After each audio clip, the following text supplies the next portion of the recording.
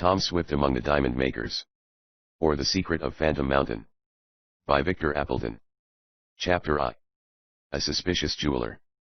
Well, Tom Swift, I don't believe you will make any mistake if you buy that diamond, said the jeweler to a young man who was inspecting a tray of pins, set with the sparkling stones.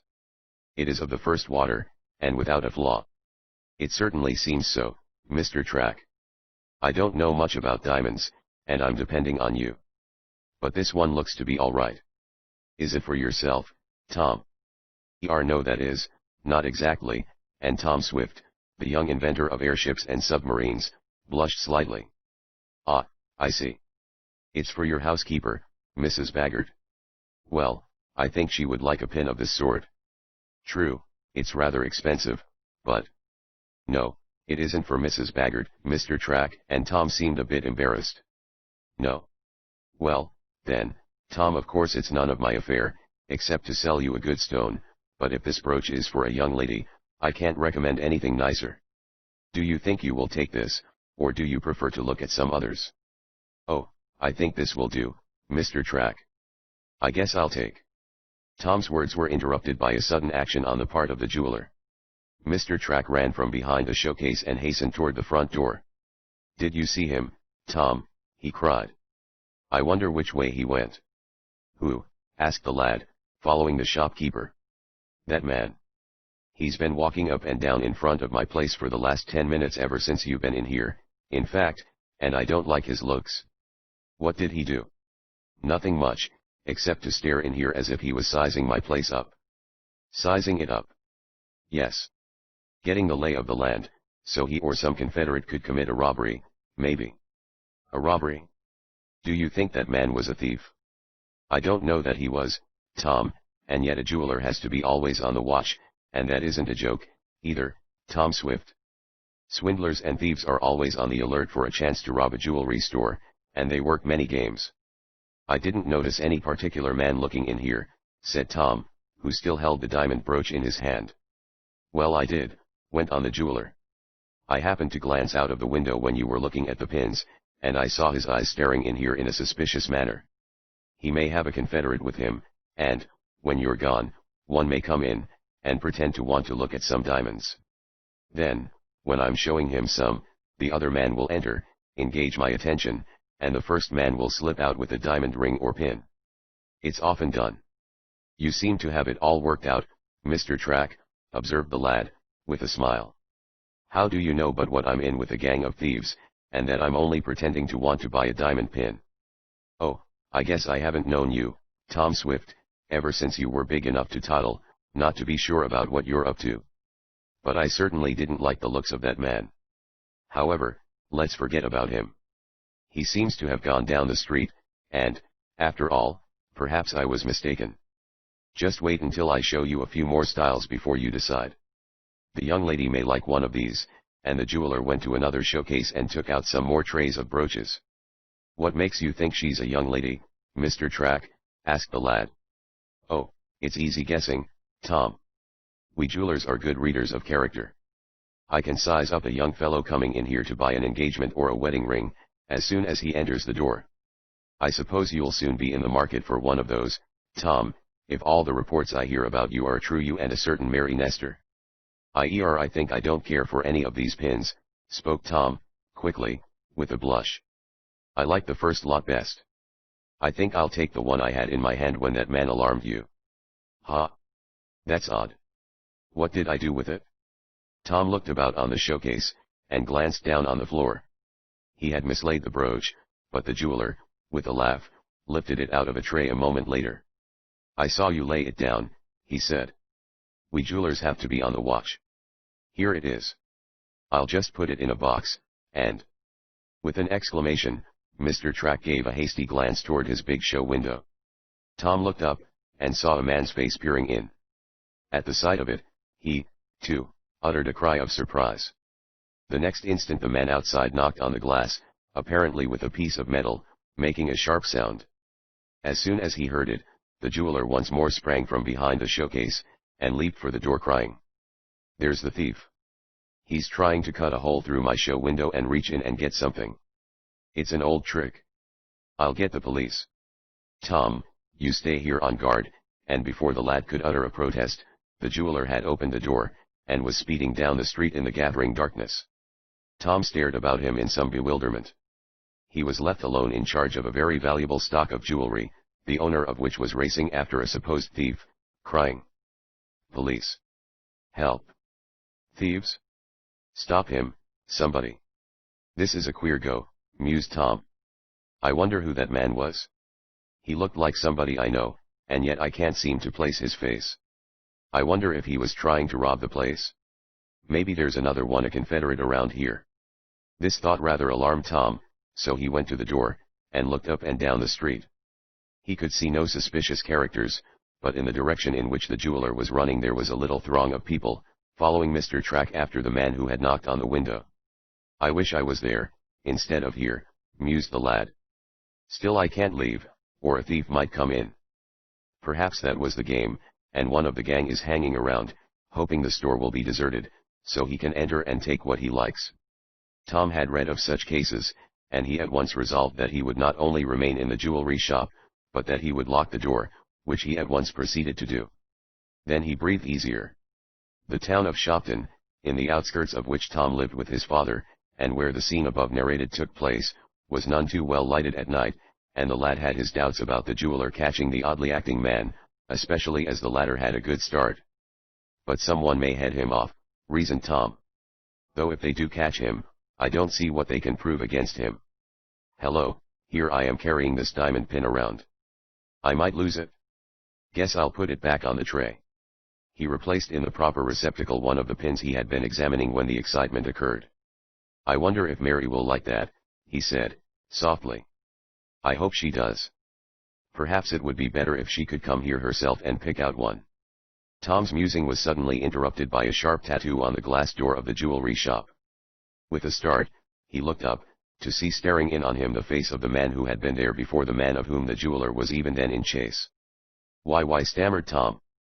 The man knocked again. Tom Swift," he called. "Don't you know me?" "No you," repeated the lad. "Yes, don't you remember Earthquake Island, how we were nearly killed there? Don't you remember Mr. Jenks?" "Mr. Jenks?" Tom was so startled that he could only repeat words after the strange man, who was talking to him from outside the glass door. "Yes, Mr. Jenks," was the reply. "Mr. Barco Jenks, who makes diamonds. I saw you in the store about to buy a diamond. I wanted to tell you not to. I'll give you a better diamond than you can buy. I just arrived in this place. I must have a private talk with you. Come out, I'll share a wonderful secret with you." A flood of memory came to Tom. He did recall the very strange man who walked around Earthquake Island, where Tom and some friends had been marooned recently, walked about with a pocketful of what he said were diamonds. Now Barco Jenks was here. "I must see you privately, Tom Swift," went on Mr. Jenks, as he once more tapped on the glass. "Don't waste money buying diamonds, when you and I can make better ones. Where can I have a talk with you?" Mr. Jenks suddenly looked down the dimly lighted street. "They're coming back," he cried.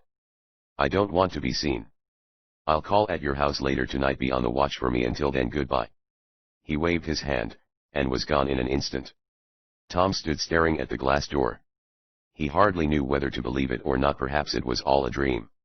He pinched himself to make sure that he was awake. Very substantial flesh met his thumb and finger, and he felt the pain. "I'm awake all right," he murmured. "But Barco Jenks here, and still talking that nonsense about his manufactured diamonds. I think he must be crazy. I wonder." Once more the lad's musing was interrupted. He heard a murmur of excited voices outside the store, on the street. Then the door of the jewelry shop was tried. Mr. Track's face was pressed against the glass. "Open the door. Let me in, Tom," he called. "I've caught the thief," and as the lad unlocked the portal he saw that the jeweler held by the arm a ragged lad. "Ah, you scoundrel! I've caught you," cried the diamond merchant, shaking the small chap, while Tom looked on, more mystified than ever. Chapter 2. A Midnight Visit. While Mr. Track, the jeweler, and several citizens, attracted by the chase after the supposed thief, are crowded into the store, anxious to hear explanations of the strange affair, I will take the opportunity to tell you something of Tom Swift, the lad who is to figure in the story. Many of you have already made his acquaintance, when he has been speeding about in his airship or fast electric runabout, and to others we will state that our hero first made his bow to the public in the book called Tom Swift and His Motorcycle, the initial volume of the series. In that story there was related how Tom made the acquaintance of an odd individual, named Mr. Wakefield Damon, who was continually blessing himself, some part of his anatomy, or his possessions. Mr. Damon was riding a motorcycle, and it started to climb a tree, to his pain and fright. Afterward Tom purchased the machine, and had many adventures on it, including a chase after a gang of men who had stolen a valuable patent model belonging to Mr. Swift. Mr. Swift and his son were both inventors. They lived together in a fine house in the suburbs of Shopton, New York, and with them dwelt Mrs. Baggert, the housekeeper, for Tom's mother was dead, and also Garrett Jackson, an expert engineer, who aided the young inventor and his father in perfecting many machines. There was also another semi-member of the household, to wit, Eradicate Sampson, an eccentric colored man, who owned a mule called Boomerang. Eradicate did odd jobs around the place, and the mule assisted his owner, that is when the mule felt like it. In the second volume of the series, entitled Tom Swift and His Motorboat, there was related the incidents following a pursuit after a gang of unprincipled men, who sought to get possession of some of Mr. Swift's patents, and it was while in this boat that Tom, his father, and a friend, Ned Newton, rescued from Lake Carlopa a Mr. John Sharp, who fell from his burning balloon. Mr. Sharp was a skilled aeronaut, and after his recovery he joined Tom in building a big airship, called the Red Cloud. Tom's adventures in this craft are set down in detail in the third volume of the series, called Tom Swift and His Airship. Not only did he and Mr. Sharp and Mr. Damon make a great trip, but they captured some bank robbers, and incidentally cleared themselves from the imputation of having looted the vault of $75,000, which charge was fostered by a certain Mr. Fogger, and his son Andy, who was Tom's enemy. Not satisfied with having conquered the air, Tom and his father set to work to gain a victory over the ocean. They built a boat that could navigate underwater, and, in the fourth book of the series, called Tom Swift and His Submarine Boat, you will find an account of how they went under the ocean to secure a sunken treasure, and the fight they had with their enemies who sought to get it away from them. They went through many perils, not the least of which was capture by a foreign warship. In the fifth book, entitled Tom Swift and His Electric Runabout, there was told the story of a wonderfully speedy electric automobile the young inventor constructed, and how he made a great race in it, and saved from ruin a bank, in which his father and Mr. Damon were interested. Tom's ability as an inventor had, by this time, become well known. One day, as related in a volume called Tom Swift and His Wireless Message, he received a letter from a Mr. Hosmer Fenwick, of Philadelphia, asking his aid in perfecting an airship which the resident of the Quaker City had built, but which would not work. In his small monoplane, the Butterfly, Tom and Mr. Damon went to Philadelphia, as Mr. Damon was acquainted with Mr. Fenwick. Tom carefully inspected the Whizzer, which was the name of Mr. Fenwick's airship, and, after some difficulties, succeeded in getting the electric craft in shape to make a flight. Tom, Mr. Damon, and Mr. Fenwick started to make a trip to Cape May in the Whizzer, but were caught in a terrific storm, and blown out to sea. The wind became a hurricane, the airship was disabled, and wrecked in mid-air. When it fell to earth it landed on one of the small West Indian islands, but what was the terror of the three castaways to find that the island was subject to earthquake shocks. But the earth tremors were not the only surprise in store for Tom and his two friends. On the island they found 5 men and 2 ladies, who, by strange chance, had been stranded there when the yacht Resolute, owned by Mr. George Hosbrook, was wrecked in the same storm that disabled the airship. Mr. Hosbrook, a millionaire, was taking a party of friends to the West Indies.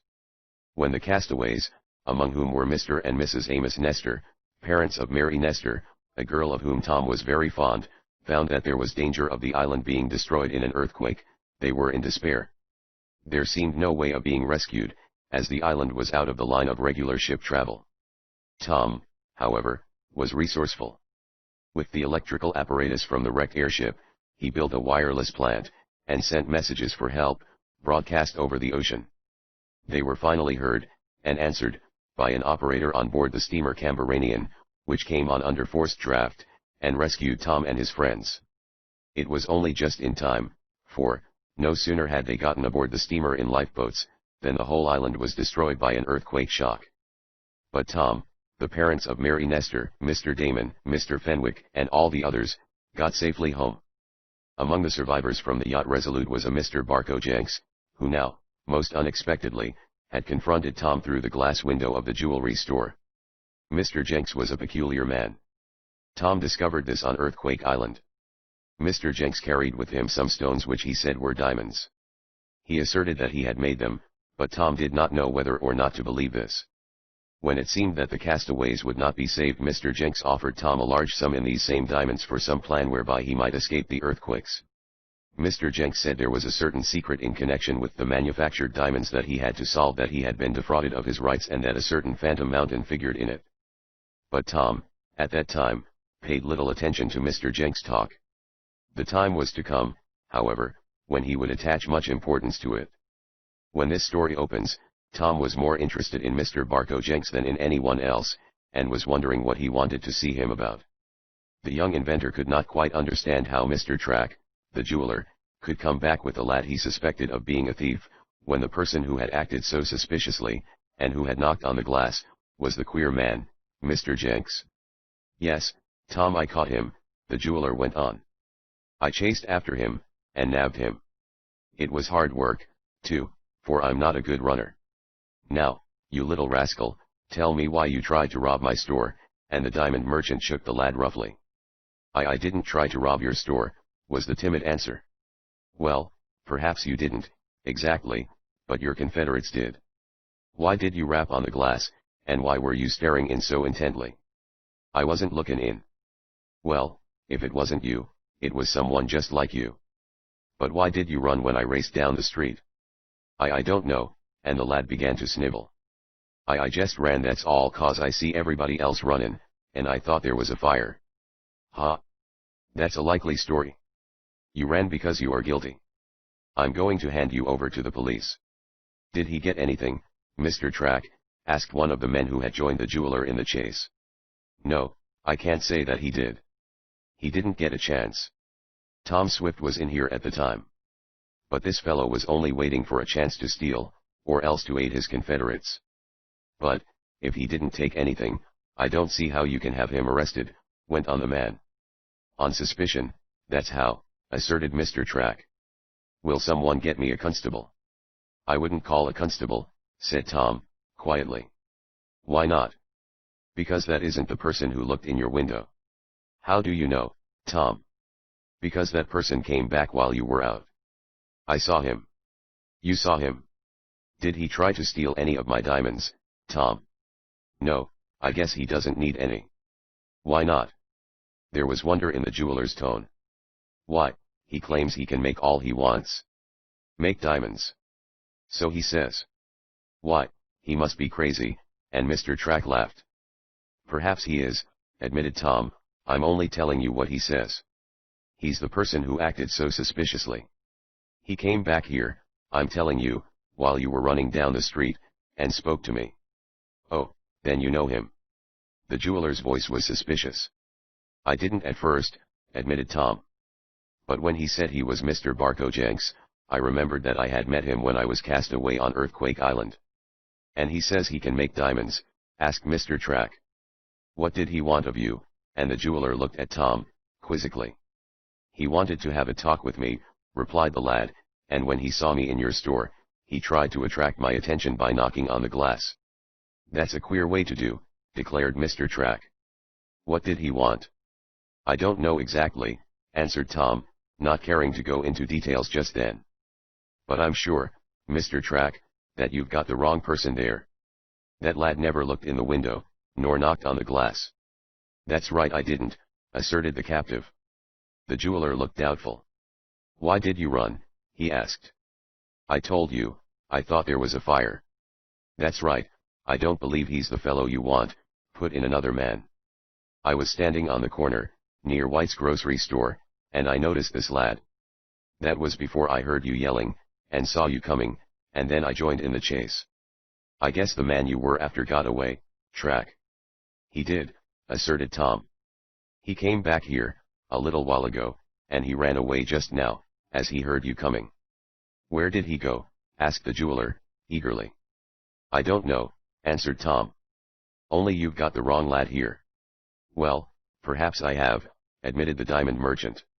"You can go, youngster, but next time, don't run if you're not guilty."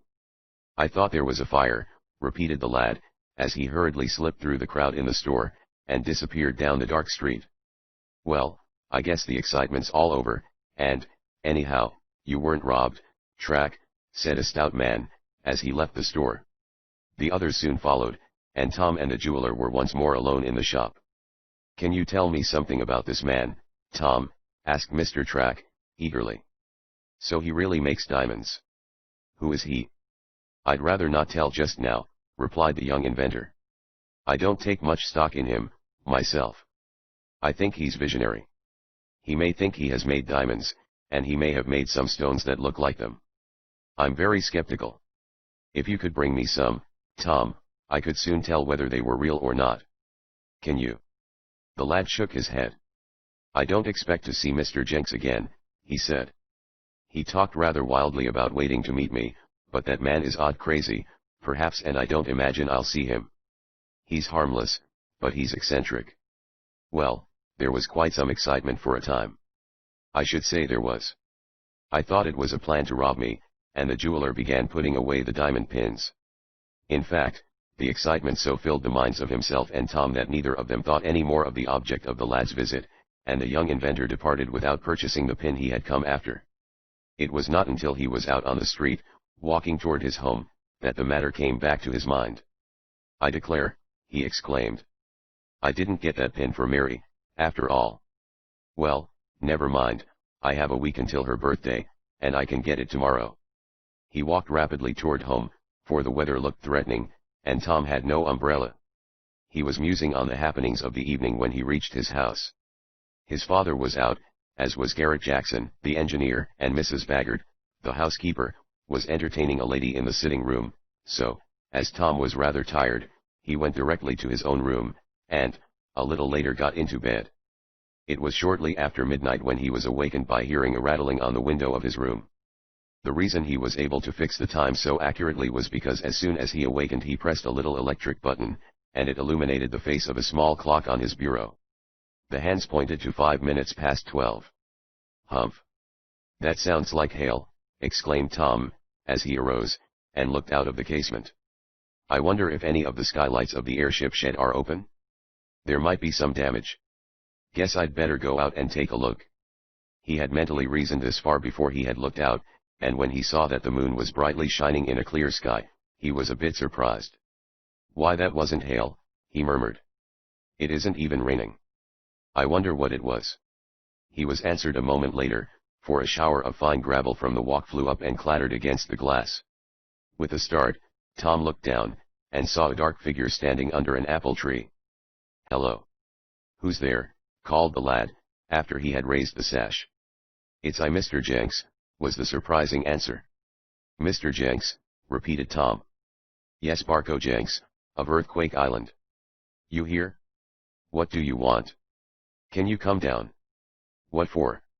"Tom Swift, I've something very important to tell you," was the answer in a low voice, yet which carried to Tom's ears perfectly. "Do you want to make a fortune for yourself and for me?" "How?" Tom was beginning to think more and more that Mr. Jenks was crazy. "How?" "By helping me to discover the secret of Phantom Mountain, where the diamonds are made." "Will you?" "Wait a minute, I'll come down," answered Tom, and he began to grope for his clothes in the dim light of the little electric lamp. What was the secret of Phantom Mountain? What did Mr. Jenks really want? Could he make diamonds? Tom asked himself these questions as he hastily dressed to go down to his midnight visitor. Chapter 3. A Strange Story. "Well, Mr. Jenks," began Tom, when he had descended to the garden, and greeted the man who had acted so strangely on Earthquake Island, "this is rather an odd time for a visit." "I realize that, Tom Swift," was the answer, and the lad noticed that the man spoke much more calmly than he had that evening at the jewelry shop. "I realize that, but I have to be cautious in my movements." "Why?" "Because there are enemies on my track. If they thought I was seeking aid to discover the secret of Phantom Mountain, my life might pay the forfeit." "Are you in earnest, Mr. Jenks?" "I certainly am, and, while I must apologize for awakening you at this unseemly hour, and for the mysterious nature of my visit, if you will let me tell my story, you will see the need of secrecy." "Oh, I don't mind being awakened," answered Tom, good-naturedly, "but I will be frank with you, Mr. Jenks. I hardly can believe what you have stated to me several times, that you know how diamonds can be made. I can prove it to you, was the quiet answer. Yes, I know. For centuries men have tried to discover the secret of transmuting base metals into gold, and how to make diamonds by chemical means. But they have all been failures. All except this process, the process used at Phantom Mountain, insisted the queer man. Do you want to hear my story? I have no objections. Then let me warn you, went on Mr. Jenks, that if you do hear it, you will be so fascinated by it that I am sure you will want to cast your lot in with mine, and aid me to get my rights, and solve the mystery. And I also want to warn you that if you do, there is a certain amount of danger connected with it. I'm used to danger, answered Tom, quietly. Let me hear your story. But first explain how you came to come here, and why you acted so strangely at the jewelry store. Willingly. I tried to attract your attention at the store, because I saw that you were going to buy a diamond, and I didn't want you to. Why not? Because I want to present you with a beautiful stone, that will answer your purpose as well or better, than any one you could buy. That will prove my story better than any amount of words or argument. But I could not attract your attention without also attracting that of the jeweler. He became suspicious, gave chase, and I thought it best to vanish. I hope no one was made to suffer for what may have been my imprudence. No, the lad whom Mr. Track caught was let go. But how did you happen to come to Shopton? To see you. I got your address from the owner of the yacht Resolute. I knew that if there was one person who could aid me to recover my rights, it would be you, Tom Swift. Will you help me? Will you come with me to discover the secret of Phantom Mountain? If we go, it will have to be in an airship, for in no other way, I think, can we come upon the place, as it is closely guarded. Will you come? I will pay you well. Perhaps I had better hear your story, said the young inventor. But first let me suggest that we move farther away from the house. My father, or Mr. Jackson, or the housekeeper, may hear us talking, and it may disturb them. Come with me to my private shop, and Tom led the way to a small building where he did experimental work. He unlocked the door with a key he carried, turned on the lights, which were run by a storage battery, and motioned Mr. Jenks to a seat. Now I'll hear your story, said Tom. I'll make it as short as possible, went on the queer man. To begin with, it is now several years ago since a poorly dressed stranger applied to me one night for money enough to get a meal and a bed to sleep in. I was living in New York City at the time, and this was midnight, as I was returning home from my club. I was touched by the man's appearance, and gave him some money. He asked for my card, saying he would repay me someday. I gave it to him, little thinking I would hear from the man again. But I did. He called at my apartments about a week later, saying he had secured work as an expert setter of diamonds, and wanted to repay me. I did not want to take his money, but the fact that such a sorry-looking specimen of manhood as he had been when I aided him, was an expert handler of gems interested me. I talked with the man, and he made a curious statement. This man, who gave his name as Enos Falwell, said he knew a place where diamonds could be made, partly in a scientific manner, and partly by the forces of nature. I laughed at him, but he told me so many details that I began to believe him. He said he and some other friends of his, who were diamond cutters, had a plant in the midst of the Rocky Mountains, where they had succeeded in making several small, but very perfect diamonds. They had come to the end of their rope, though, so to speak, because they could not afford to buy the materials needed. Falwell said that he and his companions had temporarily separated, had left the mountain where they made diamonds, and agreed to meet there later when they had more money with which to purchase materials. They had all agreed to go out into civilization, and work for enough funds to enable them to go on with their diamond making. I hardly knew whether to believe the man or not, but he offered proof. He had several small, but very perfect diamonds with him, and he gave them to me, to have tested in any way I desired. I promised to look into the matter, and, as I was quite wealthy, as, in fact I am now, and if I found that the stones he gave me were real, I said I might invest some money in the plant. Were the diamonds good? Asked Tom, who was beginning to be interested. They were stones of the first water, though small.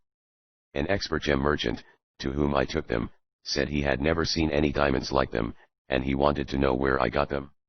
Of course I did not tell him. To make a long story short, I saw Falwell again, told him to communicate with his companions, and to tell them that I would agree to supply the cash needed, if I could share in the diamond making. To this they agreed, and, after some weeks spent in preparation, a party of us set out for Phantom Mountain. Phantom Mountain, interrupted Tom. Where is it? I don't know, exactly, it's somewhere in the Rockies, but the exact location is a mystery. That is why I need your help. You will soon understand the reason. Well, as I said, myself, Falwell and the others, who were not exactly prepossessing sort of men, started west. When we got to a small town, called Indian Ridge, near Leadville, Colorado, the men insisted that I must now proceed in secret, and consent to be blindfolded, as they were not yet ready to reveal the secret of the place where they made the diamonds. I did not want to agree to this, but they insisted, and I gave in, foolishly perhaps. At any rate, I was blindfolded one night, placed in a wagon, and we drove off into the mountains. After traveling for some distance I was led, still blindfolded, up a steep trail. When the bandage was taken off my eyes I saw that I was in a large cave. The men were with me, and they apologized for the necessity that caused them to blindfold me. They said they were ready to proceed with the making of diamonds, but I must promise not to seek to discover the secret until they gave me permission, nor was I to attempt to leave the cave. I had to agree. Next they demanded that I give them a large sum, which I had promised when they showed me, conclusively, that they could make diamonds. I refused to do this until I had seen some of the precious stones, and they agreed that this was fair, but said I would have to wait a few days. Well, I waited, and, all that while, I was virtually a prisoner in the cave. All I could learn was that it was in the midst of a great range, near the top, and that one of the peaks was called Phantom Mountain. Why, I did not learn until later.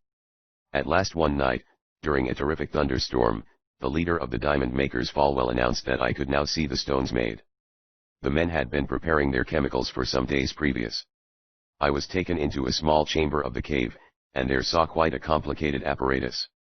Part of it was a great steel box, with a lever on it. "We will let you make some diamonds for yourself," Falwell said to me, and he directed me to pull the lever of the box, at a certain signal. The signal came, just as a terrific crash of thunder shook the very mountain inside of which we were. The box of steel got red hot, and when it cooled off it was opened, and was given a handful of white stones. "Were they diamonds?" asked Tom, eagerly.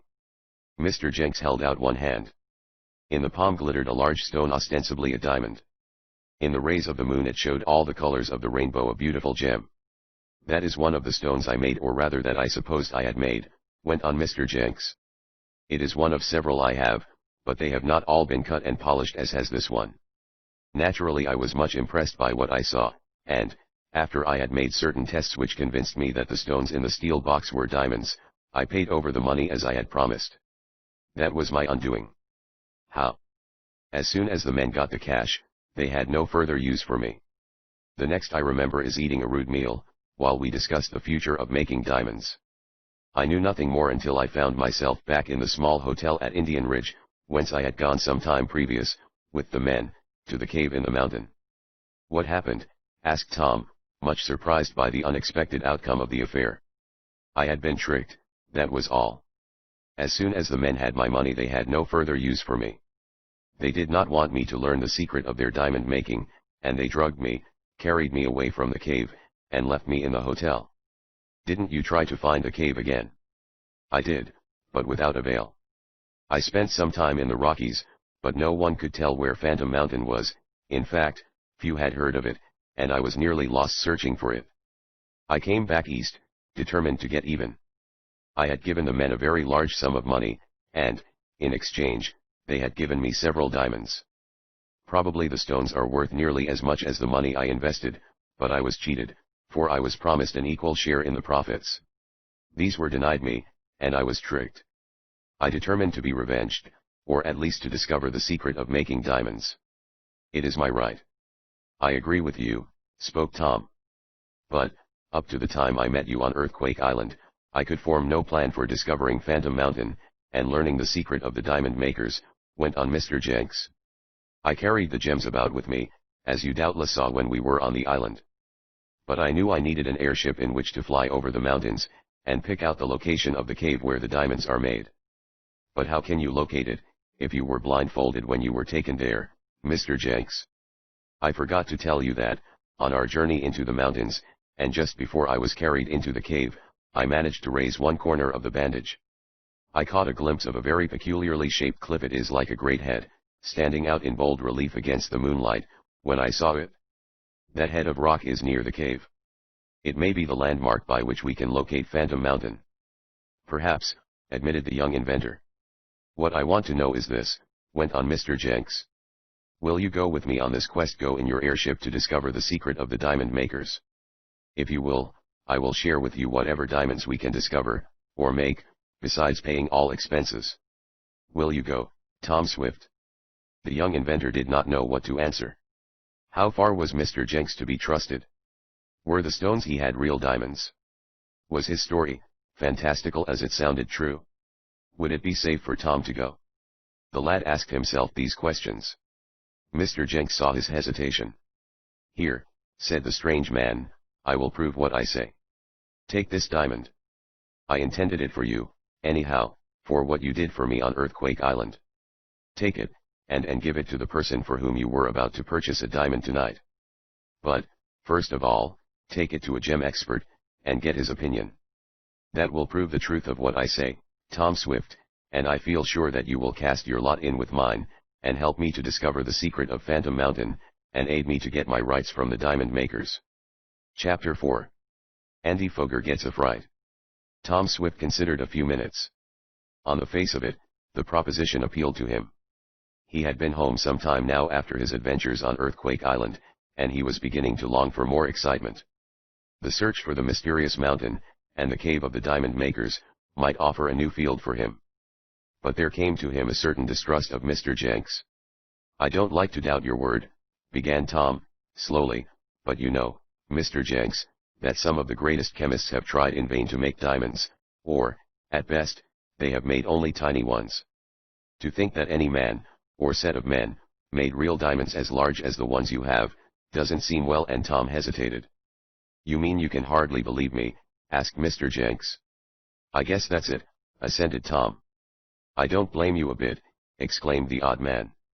In fact, I didn't believe it when they told me they could make diamonds. But they proved it to me. I'm ready now to prove it to you. I'll tell you what I'll do. Here's this one stone, cut ready for setting. Here's another, uncut, and Mr. Jenks drew from his pocket what looked like a piece of crystal. Take them to any jeweler, he resumed, to the one in whose place I saw you tonight. I'll abide by the verdict you get, and I'll come here tomorrow night, and hear what you have to say. Why do you come at night? Asked Tom, thinking there was something suspicious in that. Because my life might be in danger if I was seen talking to you, and showing you diamonds in the daytime, especially just now. Why at this particular time? For the reason that the diamond makers are on my trail. As long as I remained quiet, after their shabby treatment of me, and did not try to discover their secret, they were all right. But, after I realized that I had been cheated out of my rights, and when I began to make an investigation, with a view to discovering their secret whereabouts, I received mysterious and anonymous warnings to stop. But I did not. I came east, and tried to get help to discover the cave of the diamond makers, but I was unsuccessful. I needed an airship, as I said, and no person who could operate one, would agree to go with me on the quest. Again I received a warning to drop all search for the diamond makers, but I persisted, and about a week ago I found I was being shadowed. Shadowed? By whom? Asked Tom. By a man I never remember seeing, but who, I have no doubt, is one of the diamond-making gang. Do you think he means you harm? I'm sure of it. That is the reason I have to act so in secret, and come to see you at night. I don't want those scoundrels to find out what I am about to do. On my return from Earthquake Island, I again endeavored to interest an airship man in my plan, but he evidently thought me insane. Then I thought of you, as I had done before, but I was afraid you, too, would laugh at my proposition. However, I decided to come here, and I did. It seemed almost providential that my first view of you was in a jewelry shop, looking at diamonds. I took it as a good omen. Now it remains with you. May I call here tomorrow night, and get your answer? Tom Swift made up his mind quickly. After all, it would be easy enough to find out if the diamonds were real. If they were, he could then decide whether or not to go with Mr. Jenks on the mysterious quest. So he answered. I'll consider the matter, Mr. Jenks. I'll meet you here tomorrow night. In the meanwhile, for my own satisfaction, I'll let an expert look at these stones. Get the greatest diamond expert in the world, and he'll pronounce them perfect, predicted the odd man. Now I'll bid you good night, and be going. I'll be here at this time tomorrow. As Mr. Jenks turned aside, there was a movement among the trees in the orchard, and a shadowy figure was seen hurrying away. "Who's that?" asked the diamond man, in a hoarse whisper. "Did you see that, Tom Swift? Someone was here listening to what I said." "Perhaps it was the man who has been shadowing me." "I think not. I guess it was Eradicate Sampson, a colored man who does work for us," said Tom. "Is that you, Rad?" he called. "Yis, sah, Massa Tom, here I is," answered the voice of the Negro, but it came from an entirely different direction than that in which the shadowy figure had been seen. "Where are you, Rad?" called the young inventor. "Right here," was the reply, and the colored man came from the direction of the stable. "I were just out seeing if my mule Boomerang were all right. Sometimes he's restless, and don't sleep like he oughter." "Then that wasn't you over in the orchard?" asked Tom, in some uneasiness. "No, sah, I ain't been in the orchard.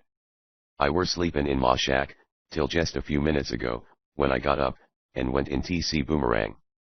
I had a dream dat some coon were tryin' to steal him, and it sort o' disturbed me, like. If it wasn't your man, it was someone else," said Mr. Jenks, decidedly. "We'll have a look," exclaimed Tom. "Here, Rad, come over and scurry among those trees. We just saw someone sneaking around." "I'll sure do dat," cried the colored man. "Mebbe it were somebody arter Boomerang. I'll find him." "I don't believe it was anyone after the mule," murmured Mr. Jenks, "but it certainly was someone, more likely someone after me." The three made a hasty search among the trees, but the intruder had vanished, leaving no trace. They went out into the road, which the moon threw into bold relief along its white stretch, but there was no figure scurrying away. "Whoever it was, is gone," spoke Tom. "You can go back to bed, Rad," for the colored man, of late, had been sleeping in a shack on the Swift premises. "And I guess it's time for me to go, too," added Mr. Jenks. "I'll be here tomorrow night, Tom, and I hope your answer will be favorable." Tom did not sleep well the remainder of the night, for his fitful slumbers were disturbed by dreams of enormous caves, filled with diamonds, with dark, shadowy figures trying to put him into a red-hot steel box. Once he awakened with a start, and put his hand under his pillow to feel if the 2 stones Mr. Jenks had given him, were still there. They had not been disturbed. Tom made up his mind to find out if the stones were really diamonds, before saying anything to his father about the chance of going to seek Phantom Mountain. And the young inventor wished to get the opinion of some other jeweler than Mr. Track at least, at first. "Though if this one proves to be a good gem, I'll have Mr. Track set it in a brooch, and give it to Mary for her birthday," decided the young inventor. "Guess I'll take a run over to Chester in the Butterfly, and see what one of the jewelers there has to say." In addition to his big airship, Red Cloud, Tom owned a small, swift monoplane, which he called Butterfly. This had been damaged by Andy Fogger just before Tom left on the trip that ended at Earthquake Island, but the monoplane had been repaired, and Andy had left town, not having returned since. Telling his father that he was going off on a little business trip, which he often did in his aeroplane, Tom, with the aid of Mr. Jackson, the engineer, wheeled the Butterfly out of its shed. Adjusting the mechanism, and seeing that it was in good shape, Tom took his place in one of the 2 seats, for the monoplane would carry 2. Mr. Jackson then spun the propellers, and, with a crackle and roar, the motor started. Over the ground ran the dainty, little aeroplane, until, having momentum enough, Tom tilted the wing planes and the machine sailed up into the air. Rising about 1,000 feet, and circling about several times to test the wind currents, Tom headed his craft toward Chester, a city about 50 miles from Shopton. In his pocket, snugly tucked away, were the 2 stones Mr. Jenks had given him. It was not long before Tom saw, looming up in the distance, the church spires and towering factory chimneys of Chester, for his machine was a speedy one, and could make 90 miles an hour when driven. But now a slower speed satisfied our hero. "I'll just drop down outside of the city," he reasoned, "for too much of a crowd gathers when I land in the street. Besides, I might frighten horses, and then, too, it's hard to get a good start from the street. I'll leave it in some barn until I want to go back." Tom sent his craft down, in order to pick out a safe place for a landing. He was then over the suburbs of the city, and was following the line of a straight country road. "Looks like a good place there," he murmured. "I'll shut off the motor, and volplane down." Suiting the action to the word, Tom shut off his power. The little craft dipped toward the ground, but the lad threw up the forward planes, and caught a current of air that sent him skimming along horizontally. As he got nearer to the ground, he saw the figure of a lad riding a bicycle along the country highway. Something about the figure struck Tom as being familiar, and he recognized the cyclist a moment later. "It's Andy Fogger," said Tom, in a whisper. "I wondered where he had been keeping himself since he damaged the butterfly. Evidently he doesn't dare venture back to Shopton. Well, here's where I give him a scare." Tom's monoplane was making no more noise, now, than a soaring bird. He was gliding swiftly toward the earth, and, with the plan in his mind of administering some sort of punishment to the bully, he aimed the machine directly at him. Nearer and nearer shot the monoplane, as quietly as a sheet of paper might fall. Andy pedaled on, never looking up nor behind him. A moment later, as Tom threw up his headplanes, to make his landing more easy, and just as he swooped down at one side of the cyclist, our hero let out a most alarming yell, right into Andy's ear. "Now I've got you," he shouted. "I'll teach you to slash my aeroplane. Come with me." Andy gave one look at the white bird-like apparatus that had flown up beside him so noiselessly, and, being too frightened to recognize Tom's voice, must have thought that he had been overtaken by some supernatural visitor. Andy gave a yell like an Indian, about to do a stage scalping act, and fairly dived over the handlebars of his bicycle, sprawling in a heap on the dusty road. "I guess that will hold you for a while," observed Tom, grimly, as he put on the ground brake and brought his monoplane to a stop not far from the fallen rider. Chapter V. A Mysterious Man. For several minutes Andy Fogger did not arise. He remained prostrate in the dust, and Tom, observing him, thought perhaps the bully might have been seriously injured. But, a little later, Andy cautiously raised his head, and inquired in a frightened voice. Is it gone?" "Is what gone?" asked Tom, grimly. At the sound of his voice, Andy looked up. "Was that you, Tom Swift?" he demanded. "Did you knock me off my wheel?" "My monoplane and I together did," was the reply, "or, rather, we didn't. It was the nervous reaction caused by your fright, and the knowledge that you had done wrong, that made you jump over the handlebars. That's the scientific explanation." You did it," stammered Andy, getting to his feet. He wasn't hurt much, Tom thought. "Have it your own way," resumed our hero. "Did you think it was a hobgoblin in a chariot of fire after you, Andy?" "Huh. Never mind what I thought. I'll have you arrested for this." "Will you?" "Delighted, as the boys say. Hop in my airship and I'll take you right into town. And when I get you there I'll make a charge of malicious mischief against you, for breaking the propeller of the butterfly and slashing her wings. I've mended her up, however, so she goes better than ever, and I can take you to the police station in jig time. Want to come, Andy?" This was too much for the bully. He knew that Tom would have a clear case against him, and he did not dare answer. Instead he shuffled over to where his wheel lay, picked it up, and rode slowly off. "Good riddance," murmured Tom. He looked about, and saw that he was near a house, in the rear of which was a good-sized barn. "Guess I'll ask if I can leave the butterfly there," he murmured, and, ringing the doorbell, he was greeted by a man. "I'll pay you if you'll let me store my machine in the barn a little while, until I go into the city, and return," spoke the lad. "Indeed, you're welcome to leave it there without pay," was the answer. "I'm interested in airships, and, I'll consider it a favor if you'll let me look yours over while it's here." Tom readily agreed, and a few minutes later he had caught a trolley going into the city. He was soon in one of the largest jewelry stores of Chester. "I'd like to get an expert opinion as to whether or not those stones are diamonds," spoke Tom, to the polite clerk who came up to wait on him, and our hero handed over the 2 gems which Mr. Jenks had given him. "I'm willing to pay for the appraisement, of course," the young inventor added, as he saw the clerk looking rather doubtfully at him, for Tom had on a rough suit, which he always donned when he flew in his monoplane. "I'll turn them over to our Mr. Porter, a gem expert," said the clerk. "Please be seated." The young man disappeared into a private office with the stones, and Tom waited. He wondered if he was going to have his trouble for his pains. Presently two elderly gentlemen came from the little room, on the glass door of which appeared the word diamonds. "Who brought these stones in?" asked one of the men, evidently the proprietor, from the deference paid him by the clerk. The latter motioned to Tom. "Will you kindly step inside here?" requested the elderly man. When the door was closed, Tom found himself in a room which was mostly taken up with a bench for the display of precious stones, a few chairs, and some lights arranged peculiarly, while various scales and instruments stood on a table. "You wished an opinion on these?" queried the proprietor of the place.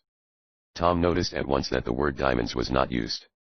"I wanted to find out if they were of any value," he said. "Are they diamonds?" "Would you mind stating where you got them?" asked the other of the two men. "Is that necessary?" inquired the lad.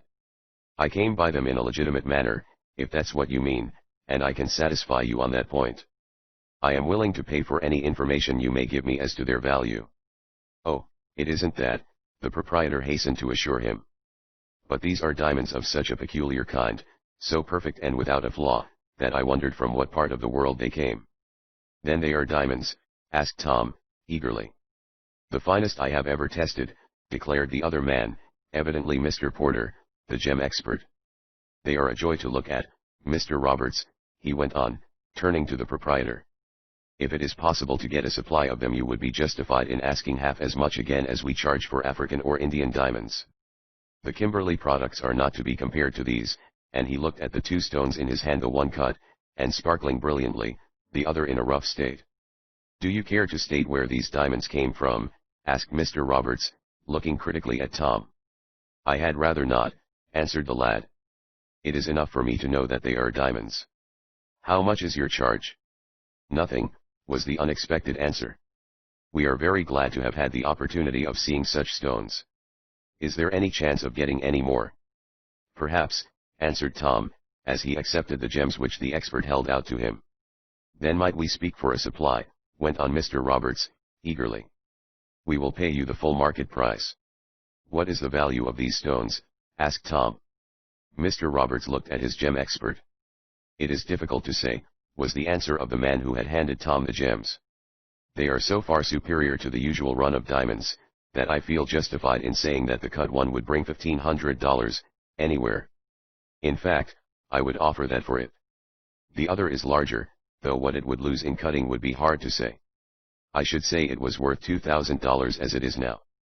"$3,500 for these two stones," exclaimed Tom. "They are worth every cent of it," declared Mr. Roberts. "Do you want to sell?" Tom shook his head. He could scarcely believe the good news. Mr. Jenks had told the truth. Now the young inventor could go with him to seek the diamond makers. "Can you get any more of these?" went on Mr. Roberts. "I think so, that is, I don't know, I am going to try," answered the lad.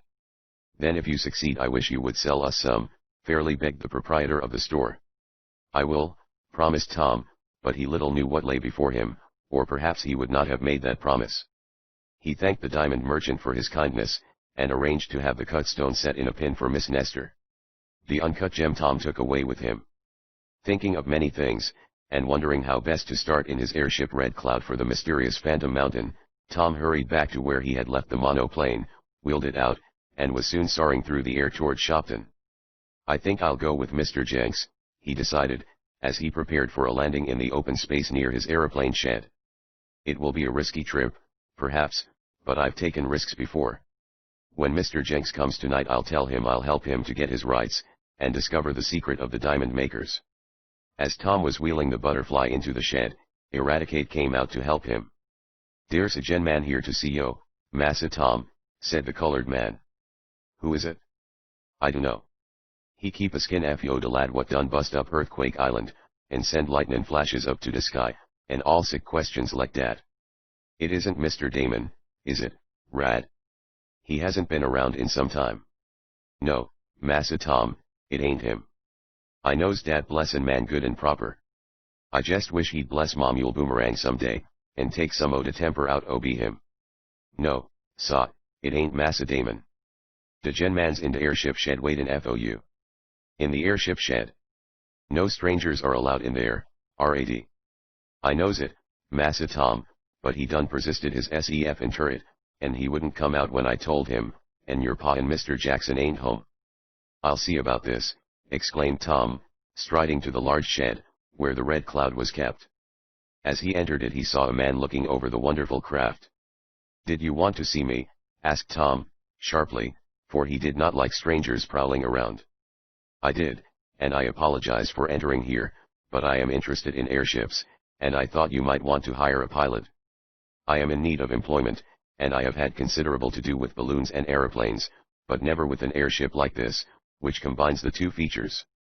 Do you wish to hire anyone? No, I don't, replied Tom, sharply, for he did not like the looks of the man. I was told that you did, was the rather surprising answer.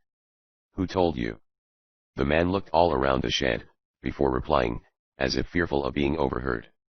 Then, stepping close to Tom, he whispered. Mr. Jenks told me. Mr. Jenks? Tom could not conceal his astonishment. Yes. Mr. Barco Jenks. But I did not come here to merely ask you for employment. I would like to hire out to you, but the real object of my visit was to say this to you. The man approached still closer to Tom, and, in a lower voice, and one that could scarcely be heard, he fairly hissed. Don't go with Barco Jenks to seek the diamond makers. Then, before Tom could put out a hand to detain him, had the lad so wished, the man turned suddenly, and fairly ran from the shed. Chapter 6. Mr. Damon is on hand. The young inventor stood almost spellbound for a few moments.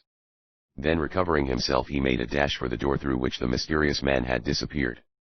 Tom saw him sprinting down the road, and was half-minded to take after him, but a cooler thought warned him that he had better not. He may be one of those men who are on Mr. Jenks' trail, reasoned Tom, in which case it might not be altogether safe to attempt to stop him, and make him explain. Or he may be a lunatic, and in that case it wouldn't be altogether healthy to interfere with him. I'll just let him go, and tell Mr. Jenks about him when he comes tonight. But I must warn Rad never to let him in here again. He might damage the airship. Calling to the colored man, Tom pointed to the stranger, who was almost out of sight down the road, and said earnestly. Rad, do you see that fellow? I sure do, Massa Tom, but I sorter has strain my eyes to do it. He's goin' like my mule Boomerang does when he's come home to dinner. That's right, Rad. Well, never let that man set foot inside our fence again. If he comes, and I'm home, call me. If I'm away, call Dad or Mr. Jackson, and if you're here alone, drive him away, somehow. I will, Massa Tom, exclaimed the colored man, earnestly, and if I can't do it alone, I'll get Boomerang to help. Once let dat ar mule get his heels on a poosin', and dat poosin' ain't goin' to come boterin' around any mo that is, not right away. I believe you, Rad. Well, keep a lookout for him, and don't let him in, and with that Tom entered the house to think over matters. They were beginning to assume an aspect he did not altogether like. Not that Tom was afraid of danger, but he preferred to meet it in the open, and the warning, or threat, of the mysterious man disquieted him. When Mr. Swift came home, a little later, his son told him of the midnight interview with Mr. Jenks, for, up to this time, the aged inventor was unaware of it, and Tom also gave an account of the diamonds, speaking of their value. And do you propose to go to Phantom Mountain, in search of the makers of these gems, Tom? Asked Mr. Swift. I had about decided to do so, Dad. And you're going in the Red Cloud? Yes. Who are going with you? Well, Mr. Jenks will go, of course, and I've no doubt but that if I mention the prospective trip to Mr. Damon, that he'll bless his skating cap, or something like that, and come along. I suppose so, Tom, and I'd like to have you take him. But I think you'll need someone else. Because, from what you have told me, you are going out to a dangerous part of the country, and you may have to deal with unscrupulous men. 3 of you are hardly enough to cope with them. You ought to have at least another member of your party. If I was not busy on my invention of a new wireless motor I would go along, but I can't leave. You might take Mr. Jackson. No, you need him here to help you, Dad. How about Eradicate? Tom smiled. Rad would get homesick for his mule Boomerang, and I'd have to bring him back just when we'd found the diamonds, replied the young inventor. No, we'll have to think of someone else. I'll ask Mr. Damon, and then I'll consider matters further. I expect to see Mr. Jenks tonight, and he may have someone in mind. Perhaps that will be a good plan. Well, Tom, I trust you will take good care of yourself, and not run into unnecessary danger. Is the Red Cloud in good shape for the voyage? It needs looking over. I'm going to get right at it. It's a pretty indefinite sort of a quest you're going on, Tom, my son. How do you expect to find Phantom Mountain? Well, it's going to be quite a task. In the first place we'll head for Leadville, Colorado, and then we'll go to Indian Ridge and make some inquiries. We may get on the track of the place that way. If we don't, why I'll take the airship up as high as is necessary and sort of prospect until we see that big cliff that's shaped like a head. That will give us something to go by. Well, do the best you can. If you can discover the secret of making diamonds, it will be a valuable one. I guess it will, Dad, and Mr. Jenks is entitled to know it, for he paid his good money to that end. He has promised to go halves with me, as payment for the use of the airship, and I must say the 2 diamonds he gave me last night have proved very valuable. 2 diamonds, Tom. You only showed me one, an uncut gem, and Mr. Swift looked at his son. Oh, the other is I left it with the jeweler, and Tom blushed a trifle, as he thought of the present he contemplated making to Mary Nestor. That afternoon, as Tom was out in the shed of the Red Cloud looking over the airship, to see what would be necessary to do to it in order to get it in shape for a long trip, he heard voices outside. Yes, I know the way in perfectly well, he called. You needn't bother to come, my good fellow. Just step this way, and I'll show you something worth seeing. I wonder if it's that mysterious man coming back, thought Tom. He dropped the tool he was using, and hurried to the door. As he approached it he heard the voice continue. Why bless my shoelaces, Mr. Parker. You'll see a wonderful airship, I promise you. Wonderful. Bless my hatband, but I hope Tom is here. Mr. Damon, exclaimed our hero, as he recognized the tones of his eccentric friend. But who is with him? A moment later he caught sight of the gentleman who was always blessing himself, or something. Behind him stood another man, whose features Tom could not see plainly. Hello, Tom Swift, called Mr. Damon. Looking over the Red Cloud, Does that mean you're off on another trip? I guess it does, answered the lad. Where to this time, if I may ask? I'm thinking of going off to the mountains to find a band of men engaged in making diamonds, replied Tom. Making diamonds. Bless my finger ring. Making diamonds. A trip to the mountains. Bless my disposition. But do you know I'd like to go with you? I was thinking of asking you, Mr. Damon. Were you? Bless my heart, I'm glad you thought of me. You don't by any possible chance want another person, do you? We were thinking of having 4 in the party, Mr. Damon, and Tom wondered who was with his eccentric friend. Then bless my election ticket. This is the very chance for you, Mr. Parker, cried Mr. Damon. Will you go with us? It will be just what you need, and Mr. Damon stepped aside, revealing to Tom the features of Mr. Ralph Parker, the scientist who had correctly predicted the destruction of Earthquake Island. Chapter 7. Mr. Parker predicts. Tom Swift was a most generous lad, but when he saw that Mr. Damon had with him Mr. Parker, the gloomy scientist, who seemed to take delight in predicting disasters, our hero's spirits were not exactly of the best. He would have much preferred not to take Mr. Parker on the quest for the diamond makers, but, since Mr. Damon had mentioned it, he did not see how he could very well refuse. But perhaps he won't care to go, thought Tom. He was undeceived a moment later, however, for the scientist remarked. I am very glad to meet you once more, Mr. Swift. I have scarcely thanked you enough for what you did for us in erecting your wireless station on Earthquake Island, which, as you recall, I predicted would sink into the sea. It did, I am glad to say, not because I like to see islands destroyed, but because science has been vindicated. Now I have just heard you remark that you are about to set off to the mountains in search of some men who are making diamonds. I need hardly state that this is utterly useless, for no diamonds, commercially valuable, can be made by men. But the trip may be valuable in that it will permit me to demonstrate some scientific facts. Therefore, if you will permit me, I will be very glad to accompany you and Mr. Damon.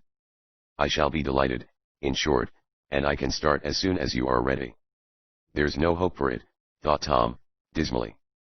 I suppose he'll wake up every morning, and predict that before night the world will come to an end, or he'll prophesy that the airship will blow up, and vanish, when about 7 miles above the clouds. Well, there's no way out of it, so here goes. Thereupon Tom welcomed the scientist as cordially as he could, and invited him to form one of the party that would set off in the airship to search for Phantom Mountain. "Bless my jewelry box," exclaimed Mr. Damon, when this formality was over. "Tell me more about it, Tom." Which our hero did, stating the need of maintaining secrecy on account of the danger to Mr. Jenks. Mr. Damon and Mr. Parker both agreed to say nothing about the matter, and then the scientist became much interested in the red cloud, which he closely examined. He even complimented Tom on the skill shown in making it, and, contrary to our hero's expectation, did not predict that it would blow up the next time it was used. "How did you happen to arrive just at this time, Mr. Damon?" asked Tom. "It was partly due to Mr. Parker," was the answer. "I had not seen him since we were rescued from the island, until a few days ago he called on me at my home. I happened to mention that you lived near here, and suggested that he might like to see some of your inventions. He agreed, and we came over in my auto. And now, bless my liver pin, I find you about to start off on another trip." "And have you fully decided to go with me?" asked Tom. "There may be danger, and I don't like the way that mysterious man behaved." "Oh, bless my revolver," cried Mr. Damon. "I'm used to danger by this time. Of course I'm going, and so is Mr. Parker. Do you know," and the man, who was always blessing something, came closer to the lad, and whispered, "Do you know, Tom, Mr. Parker is a very peculiar individual." "I'm sure of it," answered the young inventor, looking at the gentleman in question, who was then inside the airship cabin. "But he's all right, even if he is predicting unpleasant things," went on Mr. Damon. "I think we'll get better acquainted with him after a bit." "I hope so," agreed Tom, but he did not realize then how close his companionship with Mr. Parker was to be, nor what dangers they were to share later. The friends talked at considerable length of the prospective trip, and Tom, by this time, had ascertained what needed to be done to the airship to get it in shape to travel. It would take about a week, and, in the meanwhile, Mr. Damon would go home and get his affairs in order for the voyage. Tom's father was introduced to Mr. Parker, and, the former, finding that the scientist held some views in common with him, invited the gloomy predictor to remain at the Swift home until the Red Cloud was ready to sail. Tom could not repress a groan at this, but he decided he would have to make the best of it. Mr. Damon left for home that afternoon, promising to be on hand at the time set to start for Phantom Mountain. Tom was up waiting for Mr. Jenks at 12 o'clock that night. Shortly after the hour he saw a dark figure steal into the orchard. At first he feared lest it might be one of the spies who were, he was now convinced, on the trail of the man who was seeking to discover the secret of the diamond makers. But a whistle, which came to the lad's ear a moment later, that being a signal Mr. Jenks had agreed to sound, told Tom that it was none other than the visitor he expected. "All right, Mr. Jenks, I'm here," called Tom, cautiously. "Come over this way," and he went out from the shadow of the house, where he had been waiting, and met the men. "We'll go into my private workshop," the youth added, leading the way. "Have you decided to go with me?" asked Mr. Jenks, in an anxious whisper. "Did you find the diamonds to be real ones?" "I did, and I'm going," spoke Tom. "Good. That relieves my mind. But we are still in danger. I was followed by my shadow today, and only succeeded in shaking him off just before coming here. I don't believe he knows what I am about to do." "Oh, yes he does," said Tom. "He does. How?" "Because he was here, and warned me against you." "You don't mean it?" "Well, they are getting desperate. We must be on our guard." "What sort of a man was he?" Tom described the fellow, and Mr. Jenks stated that this tallied with the appearance of the person who had been shadowing him. "But we'll fool them yet," cried Tom, who had now fully entered into the spirit of the affair. "If they can follow us in the Red Cloud they're welcome to. I think we'll get ahead of them." He then told of Mr. Damon and Mr. Parker, and Mr. Jenks agreed that it would add to the strength of the party to take these two gentlemen along. "Though I can't say I care so much for Mr. Parker," he added. "But now as to ways and means. When can we start?"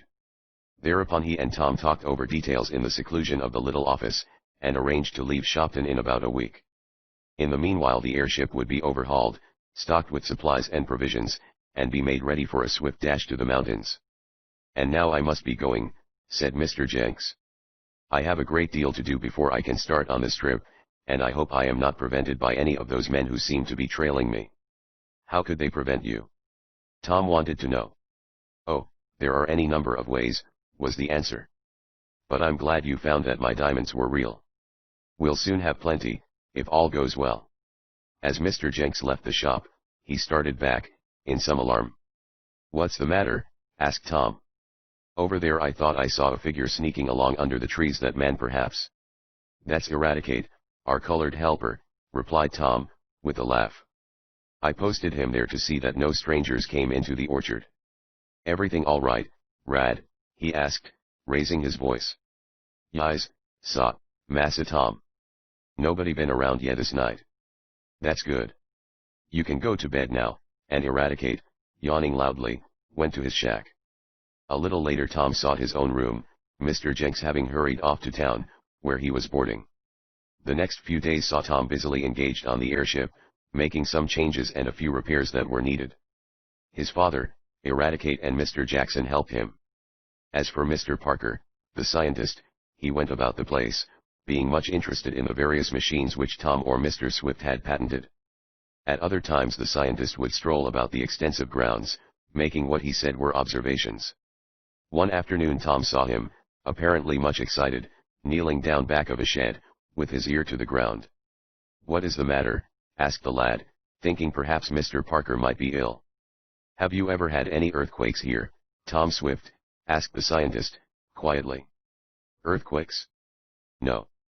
We had enough of them on the island. And you are going to have one here, in about 2 minutes, cried Mr. Parker. I predict that this place will be shaken by a tremendous shock very soon.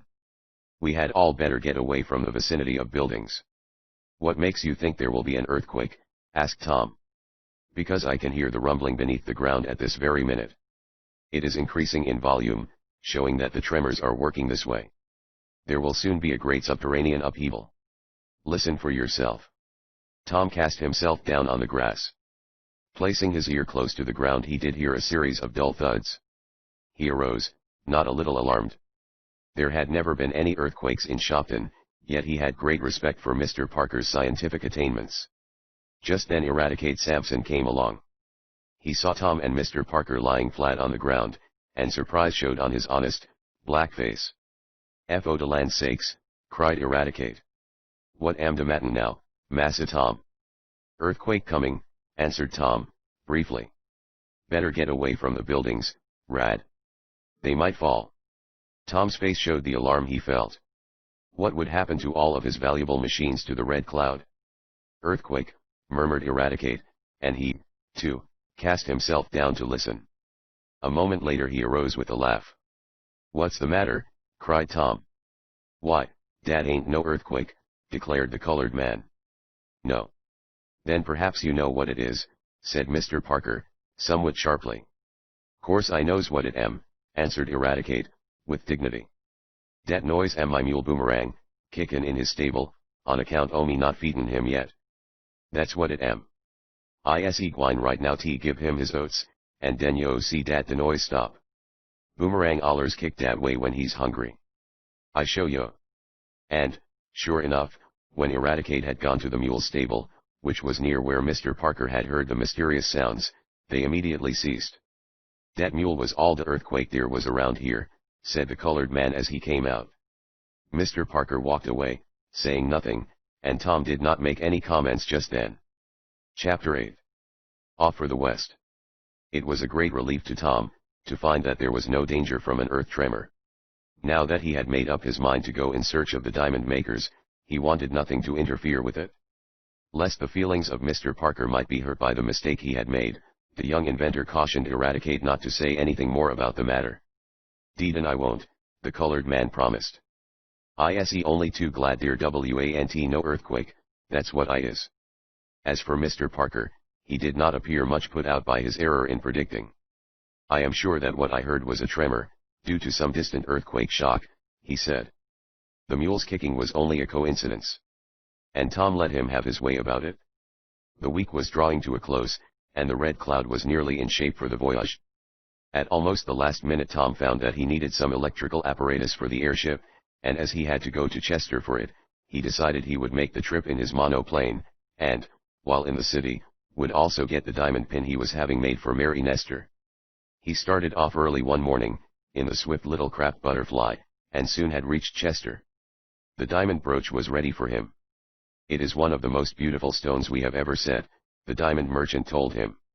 "Don't forget, if you find any more, Mr. Swift, to let us have a chance to bid on them." "I may," Tom promised, rather indefinitely. Then, having purchased his electrical supplies, he made a quick trip to Shopton, stopping on the way to call on Miss Nestor. "Why, Tom, I'm delighted to see you," cried the girl, blushing prettily. "Did you come for some apple turnovers?"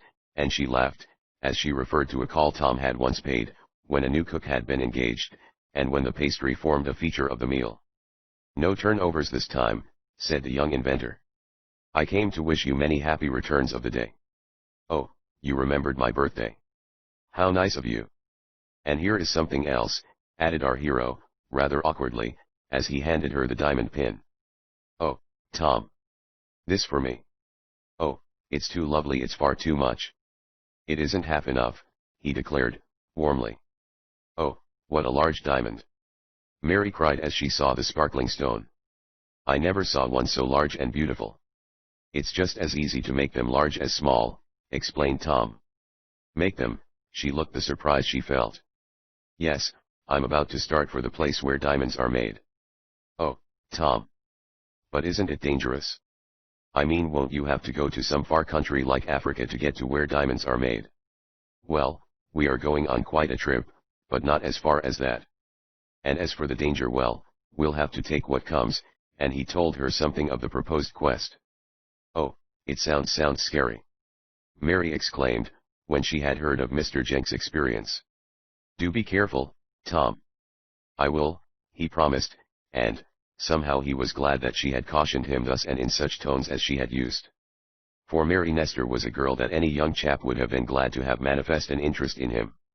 "Well, I guess I'll have to say goodbye," spoke Tom, at length. "We expect to start in a couple of days, and I may not get another chance to see you." "Oh, I hope you come back safely," faltered Mary, and then she held out her hand, and Tom, well, it's none of our affair what Tom did after that, except to say that he hurried out, fairly jumped into his monoplane, and completed the trip home.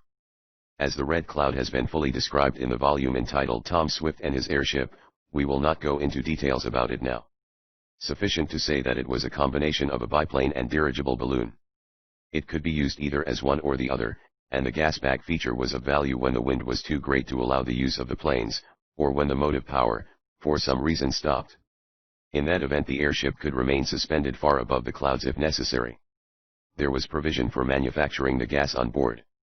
The Red Cloud was fitted up to accommodate about 10 persons, though it was seldom that this number was carried. 2 persons could successfully operate the machinery. There were sleeping berths, and in the main cabin a sitting room, a dining room, and a kitchen. There was also the motor compartment, and a steering tower, from which the engines could be controlled. It was in this craft that the seekers after the diamond makers proposed undertaking the trip. Mr. Damon came on from his home in Waterfield about 2 days before the date set to leave, and Mr. Jenks had, 3 days before this, taken up his abode at the Swift home. Mr. Parker, as has been stated, was already there, and he had put in his time making a number of scientific observations, though he had made no more predictions. Nothing more had been seen of the mysterious man who had warned Tom, and the young inventor and Mr. Jenks began to hope that they had thrown their enemies off the track. "Though I don't imagine they'll give up altogether," said Mr. Jenks. "They're too desperate for that. We'll have trouble with them yet." "Well, it can't be helped," decided Tom. "We'll try and be ready for it, when it comes," and then, dismissing the matter from his mind, he busied himself about the airship. The food and supplies had all been put aboard, and they expected to start the next morning. In order to make sure that any stones which they might succeed in getting from the diamond makers were real gems, a set of testing apparatus was taken along.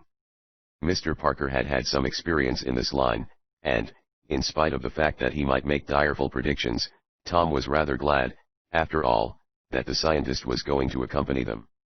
"But what is worrying me," said Mr. Damon, "is what we are going to do after we get to Phantom Mountain." "What are your plans, Mr. Jenks?" Will you go in, and demand your share of the diamond-making business? I have a right to it, as I invested a large sum in it, and I am entitled to more than a half share. But, of course, I can't say what I'll do until I get there. We may have to act very secretly. I'm inclined to think we will, said Tom. My plan would be to gain access to the cave, if possible, and watch them at work. We might be able to discover the secret of making diamonds, and, after all, that's what you want, isn't it, Mr. Jenks?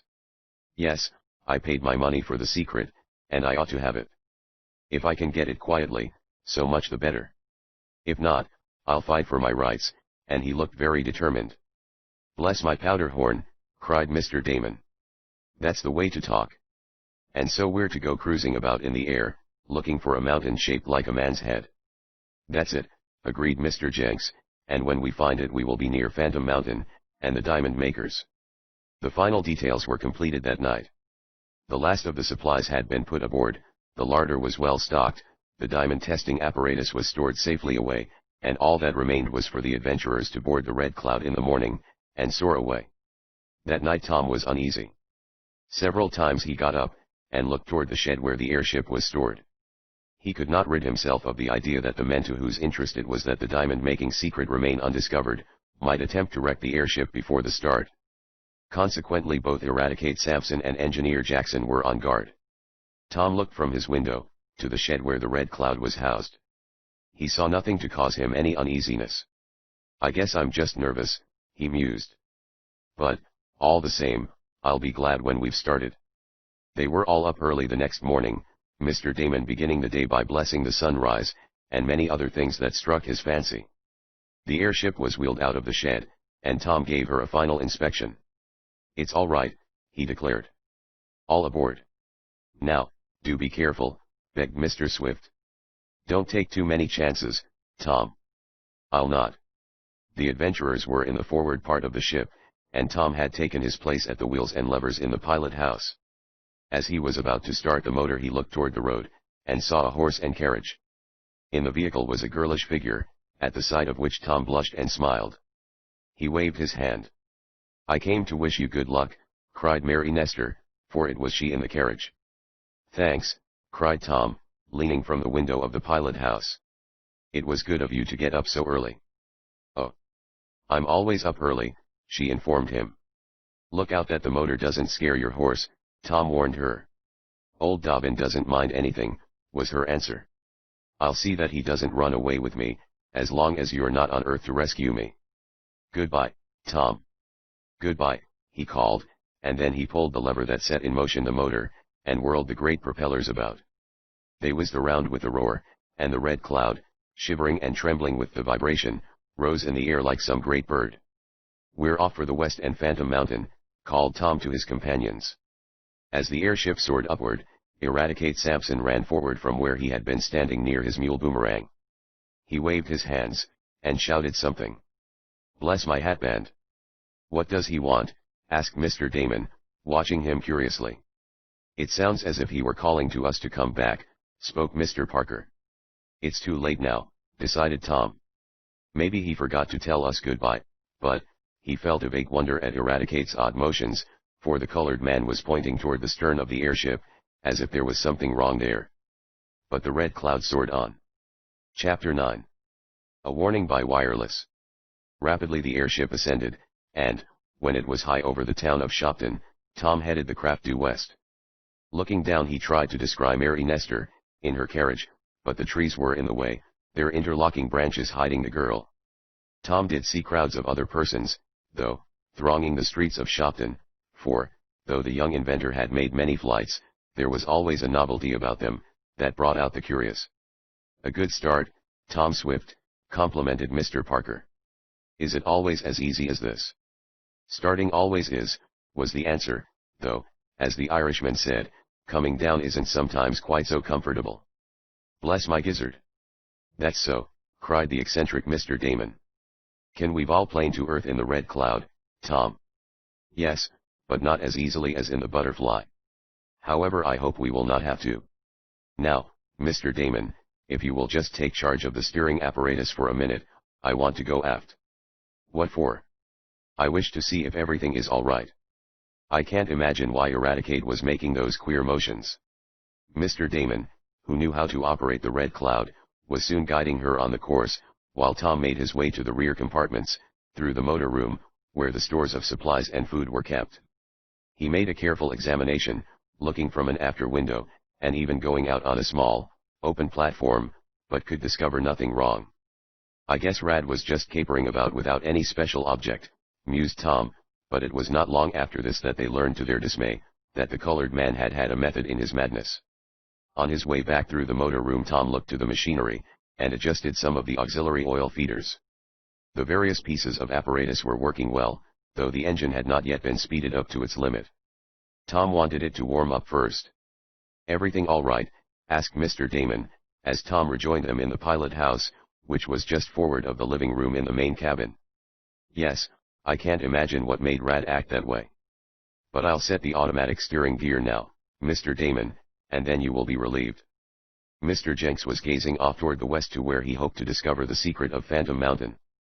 "How do you like it?" asked Tom. "It's great," replied the Diamond Man.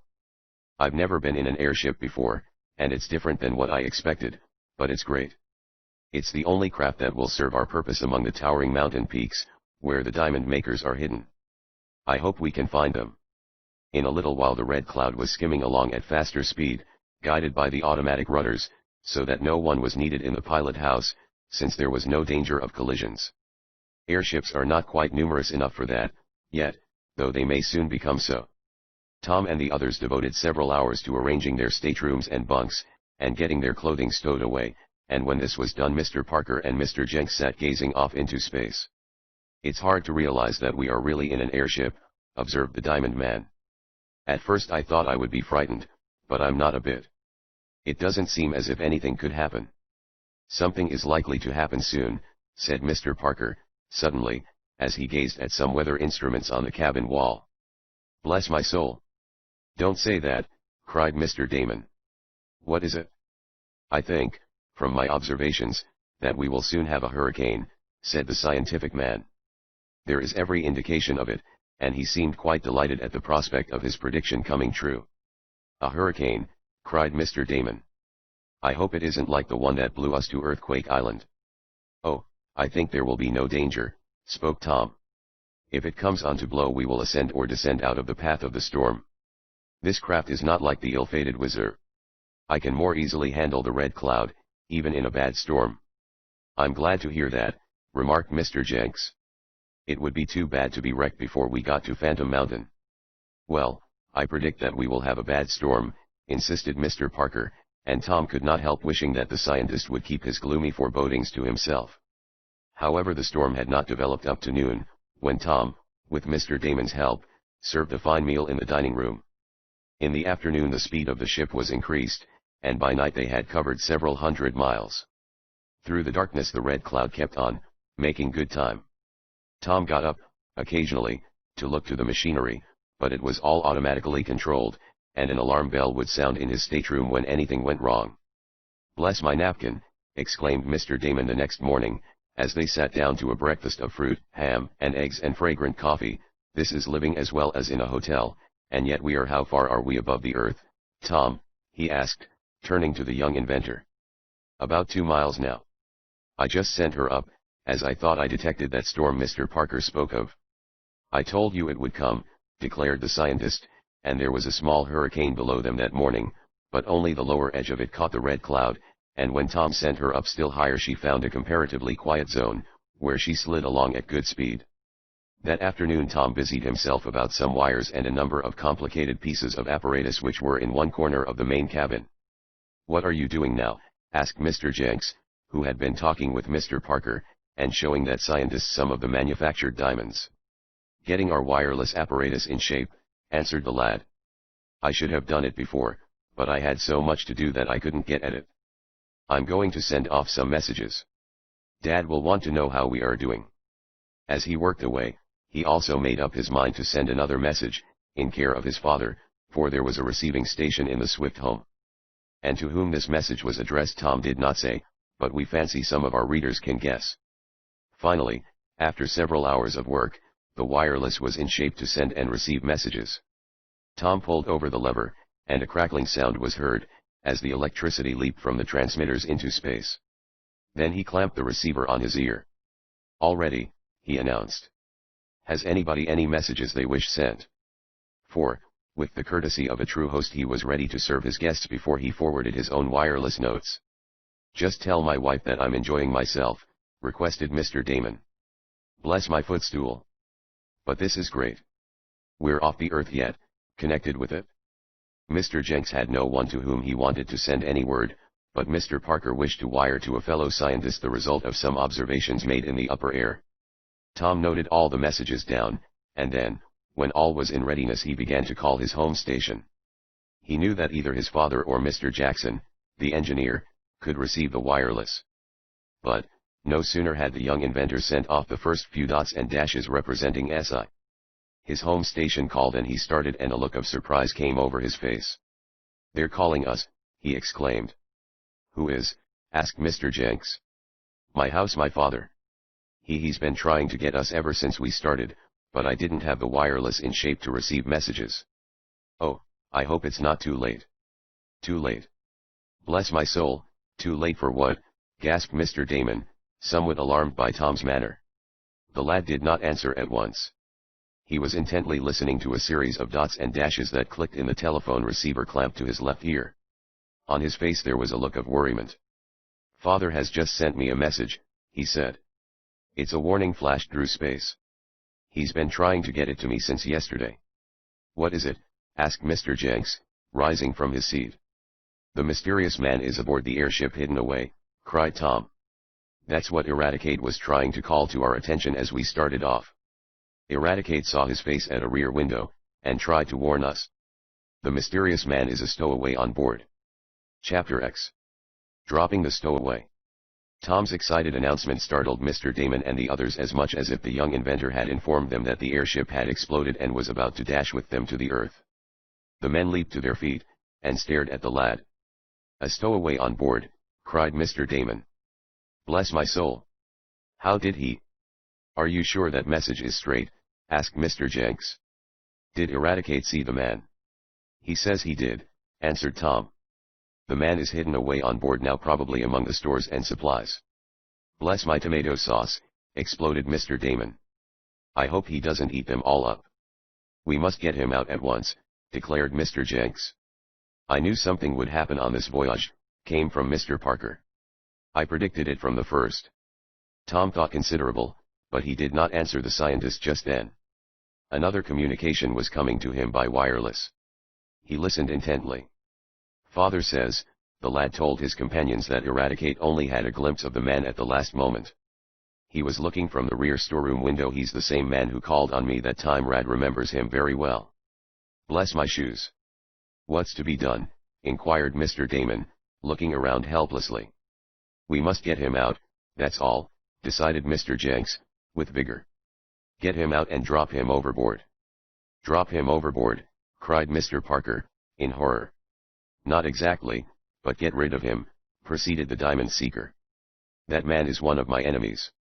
He has been sent by the band of diamond makers hidden among the mountains, to spy on me, and, if possible, prevent me from seeking to discover their secret. He tried to work on Tom Swift's fears, and frighten him from using his airship on this quest. Then, when he failed, the man must have sneaked into the shed, and hidden himself in the ship. We must get rid of him, or he may wreck the Red Cloud." "That's so," cried Tom. "We must try to capture him. I think we had better." The lad paused, and again listened to the wireless message. "Father says Eradicate saw the man have a gun, so we must be careful," the young inventor translated the dots and dashes. "Bless my powder horn," exploded Mr. Damon. "We shall have to proceed cautiously then," spoke Mr. Jenks. "If he is like any others in the gang, he is a desperate man." "Better sneak up on him then, if we can," proposed Mr. Parker. "There are enough of us to cope with one man, even if he is armed." "You have weapons aboard, haven't you?" he inquired of Tom. "Yes," was the hesitating answer, "but I don't want to use them if I can help it. Not only because of the danger, and a dislike of shedding blood, but because a stray bullet might pierce the gas bag and damage the ship." "That's so," agreed Mr. Jenks. Well, I guess if we go at it the right way we can capture him without any shooting. But we must talk more quietly. We ought to have whispered. He may have heard us. I don't think so, replied Tom. The storeroom is far enough off so that he couldn't hear us. Besides, the motor makes such a racket that he couldn't distinguish what we were talking about, even if he heard our voices. So, unless he heard the wireless working, and suspects something from that, he probably doesn't know that we are aware of his presence aboard. But why do you think he has remained quiet all this while, Tom? Asked Mr. Damon. Probably he wants to wait until the ship is farther out west, suggested Mr. Jenks. Then he will be nearer his friends, and can get help, if he needs it. And do you really believe he would destroy the Red Cloud? Asked Mr. Parker. I think that all he is waiting for is a favorable chance, declared the Diamond Seeker. He would destroy the craft, and us too, if he could prevent us from discovering the secret of Phantom Mountain, I believe. Then we must get ahead of him, decided Tom, quietly. I have just flashed to Dad a message, telling him that we will heed his warning. Now to capture the stowaway. And while we're about it, give him a good scare when we do get him, suggested Mr. Jenks. How? Asked Tom. Threaten to drop him overboard. Perhaps that will make him tell how he happened to get in our ship, and what are the plans of the gang of diamond makers. We may get valuable information that way. I don't believe you can scare such fellows much, was Tom's opinion, but it was agreed to try. How are you going to capture him? Asked Mr. Parker. If he has a gun it won't be any too easy to go in the storeroom, and drag him out. We'll have to use a little strategy, decided Tom, and then they discussed several plans. The one finally adopted was that Tom and Mr. Damon should enter the storeroom, casually, as if in search of food to cook for supper. They would discuss various dishes, and Mr. Damon was to express a preference for something in the food line, the box containing which, was well back in the room. This would give the two a chance to penetrate to the far end of the apartment, without arousing the suspicions of the hidden man, who, doubtless, would be listening to the conversation. And as soon as we get sight of him, you and I will jump right at him, Mr. Damon, said Tom. Jump before he has a chance to use his gun. Mr. Jenks and Mr. Parker will be waiting outside the room, to catch him if he gets away from us. I'll have some ropes ready, and we'll tie him up, and well, we'll decide later what to do with him. All right. I'm ready as soon as you are, Tom, said the eccentric man. Come ahead. They went softly to the storeroom, and listened at the door. There was no sound heard save that made by the machinery. I wonder if he's really here, whispered Mr. Damon. We'll soon find out, answered Tom. Let's go in. They entered, and, in pursuance of their plan, Tom and his friend talked of various foods. I think I'd like some of that canned lobster, with French dressing on, spoke the eccentric man. That's away in the back end of the room, said Tom, in a loud voice. It's under a lot of boxes. Then I'll help you get it out. Bless my frying pan. But I am very fond of lobster, exclaimed Mr. Damon, in as natural tones as was possible under the circumstances. He and Tom moved cautiously back among the boxes and barrels. They were glancing about with eager eyes. Tom switched on an electric light, and, the instant he did so, he was aware of a movement in a little space formed by one box which was placed on top of two others. The lad saw a dark figure moving, as if to get farther out of sight. I've got him, cried Tom, making a dive for the shadow. A moment later the young inventor was bowled over, as a dark figure leaped over his head. Catch him, Mr. Damon, he cried. Bless my hatband. Aye, Mr. Damon's voice ended in a grunt. He, too, had been knocked down by the fleeing man. Look out, Mr. Jenks, cried Tom, to warn those on guard at the door of the storeroom. There was the report of a gun, some excited shouts, and when Tom could scramble to his feet, and rush out, he beheld Mr. Parker calmly sitting on a struggling man, while Mr. Jenks held a gun, that was still smoking. We caught him, cried the scientist. Anybody hurt? Asked Tom, anxiously. No, I knocked up his gun as he fired, explained Mr. Jenks. Where are the ropes, Tom? The cords were produced and the man, who had now ceased to struggle, was tightly bound. He uttered not a word, but he smiled grimly when Mr. Damon remarked. I guess I'll go back in the storeroom, Tom, and see how much food he ate. Oh, I guess he didn't take much, declared the lad. He wasn't there long enough. "Well, Farley Munson, so it's you, is it?" asked Mr. Jenks, as he surveyed the prisoner. "Do you know him?" asked Tom, in some surprise. "He was in with the diamond makers," said Mr. Jenks. "He was one of those who took me to the secret cave. But it will be the last time he ever goes there." "How high up are we, Tom?" "About 2 miles. "Why? I guess that will be far enough to let him fall," went on the diamond seeker. "Come on, Mr. Damon, help me throw him overboard." You're not going to throw me over with the airship 2 miles high, are you?" gasped the man. "Will you tell us what we want to know, if we don't?" asked Mr. Jenks. "What do you want to know?" "How you got aboard, and what your object was in coming." "That's easy enough. I had been hanging around the shed for several days, watching a chance to get in. Finally I saw it, when that colored man went to feed his mule, and I slipped in, and hid in the airship. The stores were all in then, and I stowed myself away among the boxes. I had food and water, so I didn't touch any of yours," and he looked at Mr. Damon, who seemed much relieved. "And what was your object?" demanded Mr. Jenks. "I wanted to prevent you from going to Phantom Mountain." "How?" "By destroying the airship if need be. But I hope to accomplish it by other means. I would have stopped at nothing, though, to prevent you. You must keep away from there." "And if we refuse?" asked Tom. "Then you'll have to take what comes." "But not from you," exclaimed Mr. Jenks. "We're going to get rid of you." The man's face showed the alarm he felt. "Oh, don't worry," said Mr. Jenks, quickly, "we're not going to toss you overboard. We're not as desperate as your crowd. But we're going to get rid of you, and then go on before you can send any word to your Confederates. We'll put you off in the most lonesome spot we can find, and I guess you'll be some time getting back to civilization. By that time we'll have the secret of the diamonds." "You never will," declared the man, firmly. And he would say nothing more, though by threats and promises Mr. Jenks tried to get from him something about the men in with him, and where the cave of the diamonds was located. Heavily bound with ropes, the man was locked in a small closet, to be kept there until a favorable spot was reached for letting him go. Mr. Jenks' plan, of dropping him down in some place where he would have difficulty in sending on word to his Confederates, was considered a good one. 3 days later, in crossing over a lonely region, near the Nebraska National Forest, Farley Munson, which was one of the names the spy went by, was dropped off the airship, when it was sent down to within a few feet of the earth. "It will take you some time to get to a telegraph office," said Mr. Jenks, as a package of food, and a flask of water was tossed down to the stowaway. He shook his fist at those in the airship, and shouted after them. "You'll never discover the secret of Phantom Mountain." "Yes, we will," declared Tom, as he sent the Red Cloud high into the air again. Chapter 11. A weary search.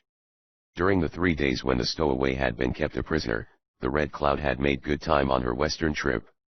She was now about 250 miles from Leadville, Colorado, and Tom knew he could accomplish that distance in a short time.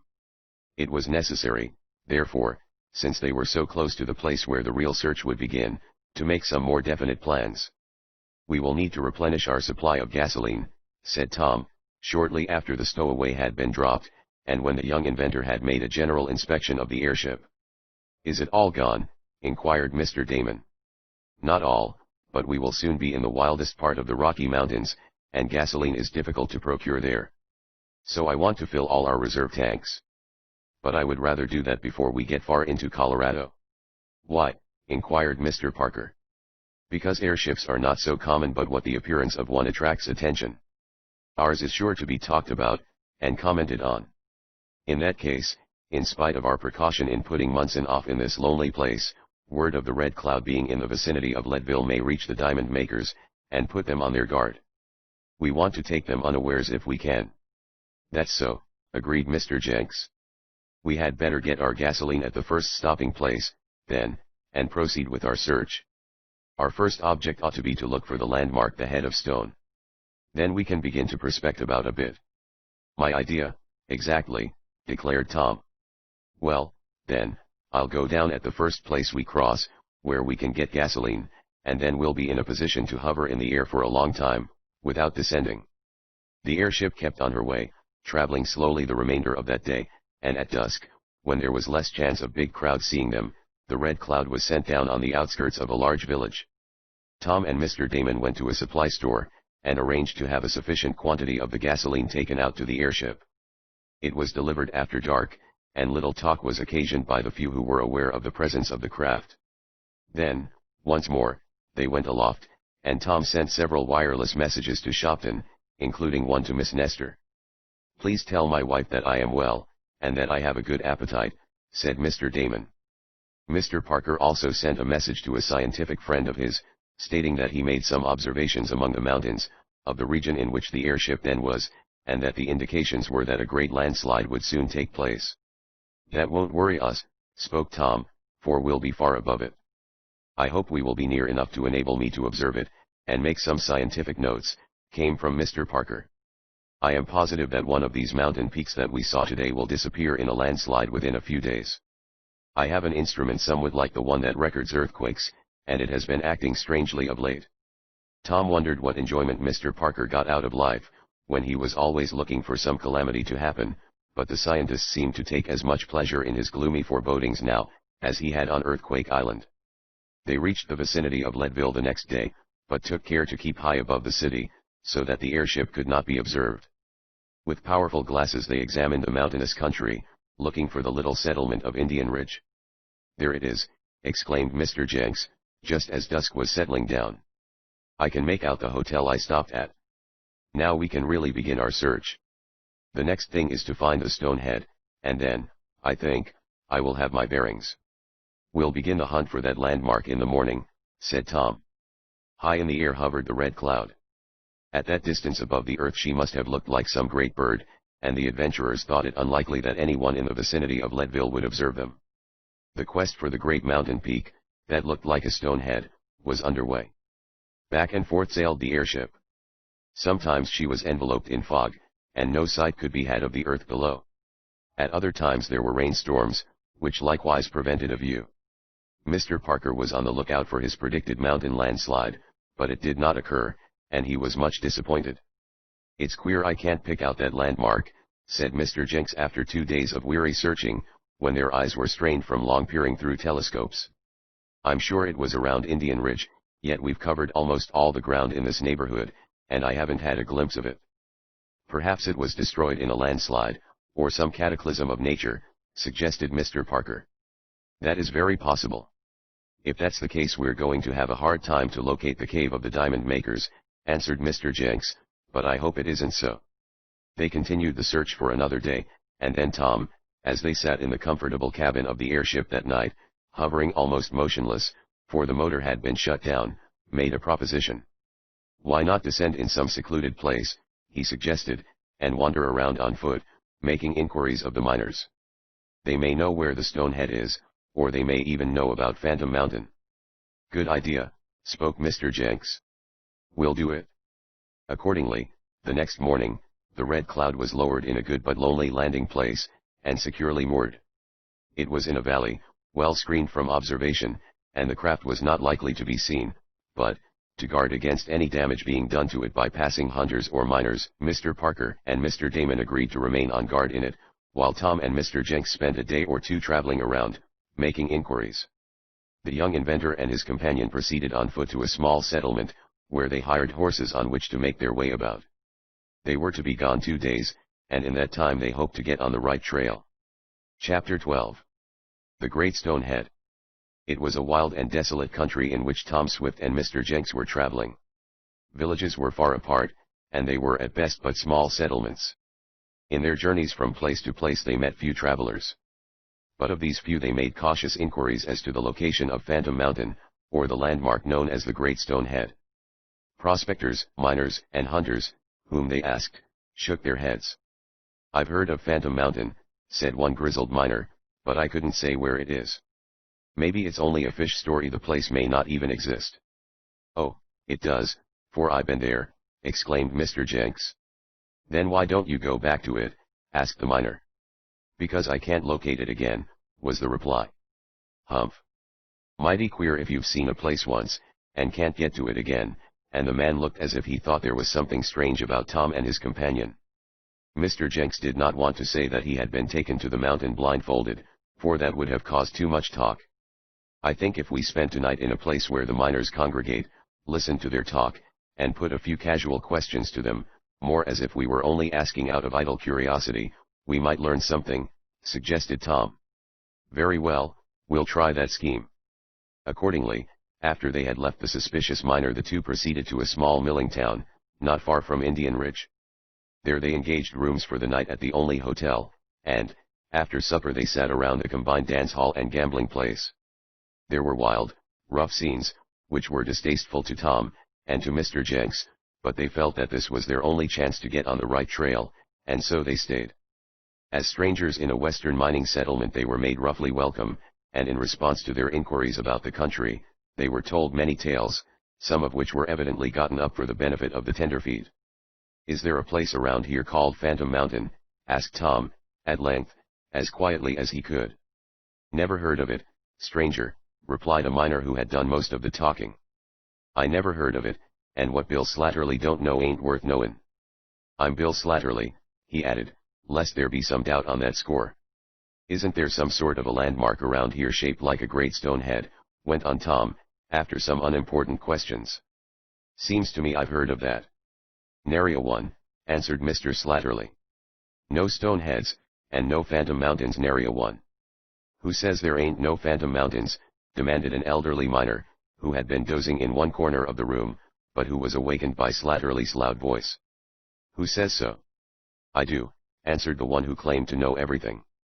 "Then you're wrong." Tom's heart commenced beating faster than usual. "Do you mean to say you've seen Phantom Mountain, Jed Nugg?" demanded Slatterly. "No, I ain't exactly seen it, and I don't want to, but there is such a place, about 60 mile from here. Folks says it's haunted, and them sort of places I steer clear from." "Can you tell me about it?" asked Mr. Jenks, eagerly. "I am interested in such things." "I can't tell you much about it," was the reply, "and I wouldn't get too interested, if I was you. It might not be healthy. All I know is that one time my partner and I were in hard luck. We got grub-staked, and went out prospectin'. We strayed into a wild part of the country about 60 mile from here, and one night we camped on a mountain, a wild, desolate place it was too." The miner stopped, and began leisurely filling his pipe. "Well?" asked Tom, trying not to let his voice sound too eager. "Well, that was Phantom Mountain." The miner seemed to have finished his story. "Is that all?" asked Mr. Jenks. "How did you know it was Phantom Mountain?" "'Cause we seen the ghost, my partner and I, that's why," exclaimed the man, puffing on his pipe. "As I said, we was campin' there, and long about midnight we seen somethin' tall and white, and all shimmerin', with a sort of yellow fire, slidin' down the side of the mountain. It made straight for our camp." "Huh. Guess you run, didn't you, Jed?" asked Bill Slatterly. "Course we did. You'd a run too, if you seen a ghost come at you, and firin' a gun." "Ghosts can't fire guns," declared Bill. "I guess you dreamed it, Jed. Ghosts can't fire guns, eh? That's all you know about it?" "This one did, and to prove I didn't dream it, there was a bullet hole in my hat next mornin'. I could prove it, too, only I ain't got that hat anymore. But that was Phantom Mountain, strangers, and my advice to you is to keep away from it. I was on it, but I didn't exactly see it, 'cause it was dark at the time." "Was it near a peak that looked like a stone head?" asked Tom. "It were, stranger, but I didn't take much notice of it. Me and my partner got out of them diggins next day, and I never went back. I ain't never said much about this place, but it's called Phantom Mountain all right, and I ain't the only one that's seen a ghost there. Other grub-stakers has had the same experience." "Why ain't I never heard about it?" demanded Bill, suspiciously. "'Cause as why you're allers so busy talkin' that you don't never listen to nothin', I reckon," was Jed's answer, amid laughter. "Can you tell us what trail to take to get there?" asked Tom, of the miner. "Yes, it's called the Old Silver Trail, and you strike it by going to a place called Black Gulch, about 40 mile from here. Then it's 20 mile farther on. But take my advice and don't go." "Can it be reached by way of Indian Ridge?" asked Mr. Jenks, wondering how he had been taken to the cave of the diamond makers. He did not remember Black Gulch. "Yes, you can get there by Indian Ridge way, but it's more dangerous. You're likely to lose your way, for that's a trail that's seldom traveled." Mr. Jenks thought that, perhaps, was the reason the gang had taken him that way. It's easier to get to the Stonehead and Phantom Mountain by Black Gulch, but it ain't healthy to go there. Strangers, take my advice on that, concluded the miner, as he prepared to go to sleep again. Tom could scarcely contain the exultation he felt. At last, it seemed, they were on the trail. He motioned to Mr. Jenks, and they slipped quietly from the place, just as another dance was beginning. "Now for Black Gulch," cried Tom. "We must hurry back to the airship, and tell the good news." "It's too late tonight," decided Mr. Jenks, and so they waited until morning, when they made an early start. They found Mr. Damon and Mr. Parker anxiously awaiting their return. Mr. Damon blessed so many things that he was nearly out of breath, and Mr. Parker related something of the observations he had made. "I think I have discovered traces of a dormant volcano," he said. "I am in hopes that it will have an eruption while we are here." "I'm not," spoke Tom, decidedly. "We'll start for Black Gulch as soon as possible." The airship once more rose in the air, and, following the directions the miner had given him, Tom pointed his craft for the depression in the mountains which had been given the name Black Gulch. It was reached in a short time, and then, making a turn up a long valley, the airship proceeded at reduced speed. "We ought to see that Stonehead soon now," spoke Tom, as he peered from the windows of the pilot house. "It's queer we didn't notice it when we were up in the air," remarked Mr. Jenks. "We've been over this place before, I'm sure of it." The next moment Mr. Damon uttered a cry. "Bless my watch chain," he exclaimed. "Look at that." He pointed off to the left. There, jutting out from the side of a steep mountain peak, was a mass of black stone which, as the airship slowly approached, took the form and shape of a giant's head. "That's it! That's it!" cried Tom. "The Great Stonehead." "And now for Phantom Mountain and the diamonds," shouted Mr. Jenks, as Tom let the airship slowly settle to the bottom of the valley. Chapter 13. On Phantom Mountain. Out from the red cloud piled Tom and the others. They made a rush for the irregular mass of rock which bore so strong a resemblance to the head of some gigantic man. "That's the one. That's the thing I saw when they were taking me along here blindfolded," exclaimed Mr. Jenks. "I'm sure we're on the right trail, now. But what gets me, though," remarked Mr. Damon, "is why we couldn't see that landmark when we were up in the air. We had a fine view, and ought to have been able to pick it out with the telescopes." The adventurers saw the reason a few seconds later. The image was visible only from one place, and that was directly looking up the valley. If one went too far to the right or left, the head disappeared from view behind jutting crags, and it was impossible to see it from overhead, because the head was almost under a great spur of a mighty mountain. "We might have hunted for it a week in the airship, and been directly over it," said Tom, "and yet we would never have seen it." "Yes, but we never would have gotten here in such good shape if it hadn't been for your wonderful craft," declared Mr. Jenks. "It brought us here safely and quickly, and enabled us to elude the men who tried to keep us back. We're here in spite of them. If we had traveled by train they might have interfered with us in a dozen ways." "That's so," agreed Mr. Damon. "Well, now we're here, what's to be done?" "Which way do we start to reach the cave where the diamonds are manufactured, Mr. Jenks?" "That I can't say. As you know, I only had a momentary glimpse of the Stonehead as they were taking me along the trail. Then one of the men noticed that the bandage had slipped and he pulled it into place. So I really can't say which direction to take now, in order to discover the secret." "How long after you saw the head before you reached the cave?" asked Tom. "In that way we may be able to tell how far away it is." "Well, I should say it was about 2 or 3 hours after I saw the head, before we got to the halting place, and I was carried into the cave." "That would make it several miles from here, for we went in a wagon." "Yes, and they might have driven in a roundabout way, in order to deceive you," suggested Mr. Damon. "At best we have but a faint idea where the diamond cave is, but we must search for it, Tom?" "Certainly. We'll start right in. And as the airship will be of but little service to us now, I suggest that we leave it in this valley. It is very much secluded, and no one will harm it, I think.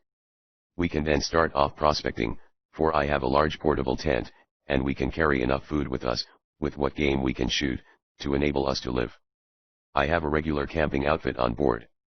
"Fine," cried Mr. Parker, "and that will give me a chance to make some observations among the mountains, and perhaps I can predict when a landslide, or an eruption of some dormant volcano, may occur. Bless my stars, cried Mr. Damon. I don't wish you any bad luck, Mr. Parker, but I sincerely hope nothing of the sort happens. We had enough of that on Earthquake Island. One cannot halt the forces of nature, said the scientist, solemnly. There are many towering peaks around here which may contain old volcanoes. And I notice the presence of iron ore all about. This must be a wonderful place in a thunder and lightning storm. Why? Asked Tom, curiously. Because lightning would be powerfully attracted here by the presence of the metal. In fact, there is evidence that many of the peaks have been struck by lightning, and the scientist showed curious, livid scars on the stone faces of the peaks within sight. Then this is a good place to stay away from in a storm, observed Mr. Damon. However, we won't worry about that now. If this is the landmark Mr. Jenks was searching for, then we must be in the vicinity of Phantom Mountain. I think we are, declared the diamond seeker. Probably it is within sight now, but there are so many peaks, and this is such a wild and desolate part of the country that we may have trouble in locating it. We've got to make a beginning, anyhow, decided Tom, and the sooner the better. Come, we'll make up our camping kits, and start out. It was something to know that they were on the right trail, and it was a relief to be able to busy oneself, and not be aimlessly searching for a mysterious landmark. They all felt this, and soon the airship was taken to a secluded part of the valley, where it was well hidden from sight in a grove of trees. Tom and Mr. Damon then served a good meal, and preparations were made to start on their search among the mountains, a search which they hoped would lead them to Phantom Mountain, and the cave of the diamond makers. The tent which would afford them shelter was in sections, and could be laced together. They carried food, compressed into small packages, coffee, a few cooking utensils, and each one had a gun, Tom carrying a combination rifle and shotgun, for game. We can't live very high while we're on the trail, said the young inventor, but it won't be much worse than it was on Earthquake Island. Are we all ready? I guess so, answered Mr. Damon. How long are we going to be away? Until we find the diamond makers, declared Tom, firmly. Shouldering their packs, the adventurers started off. Tom turned for a last look at his airship, dimly seen amid the trees. Would he ever come back to the Red Cloud? Would she be there when he did return? Would their quest be successful? These questions the lad asked himself, as he followed his companions along the rocky trail. Perhaps we can find the road by which these men go in and out of the cave, suggested Mr. Damon, when they had gone on for several miles. I fancy not, replied Mr. Jenks. They probably take great pains to hide it. I think though, that our best plan will be to go here and there, looking for the entrance to the cave. I believe I would remember the place. But why can't you follow the directions given by the miner who told you about Phantom Mountain, asked Mr. Damon. Because his talk was too indefinite, answered Mr. Jenks. He was so frightened by seeing what he believed to be a ghost, that he didn't take much notice of the location of the place. All he knows is that Phantom Mountain is somewhere around here. And we've got to hunt until we find it, is that the idea, asked Mr. Parker.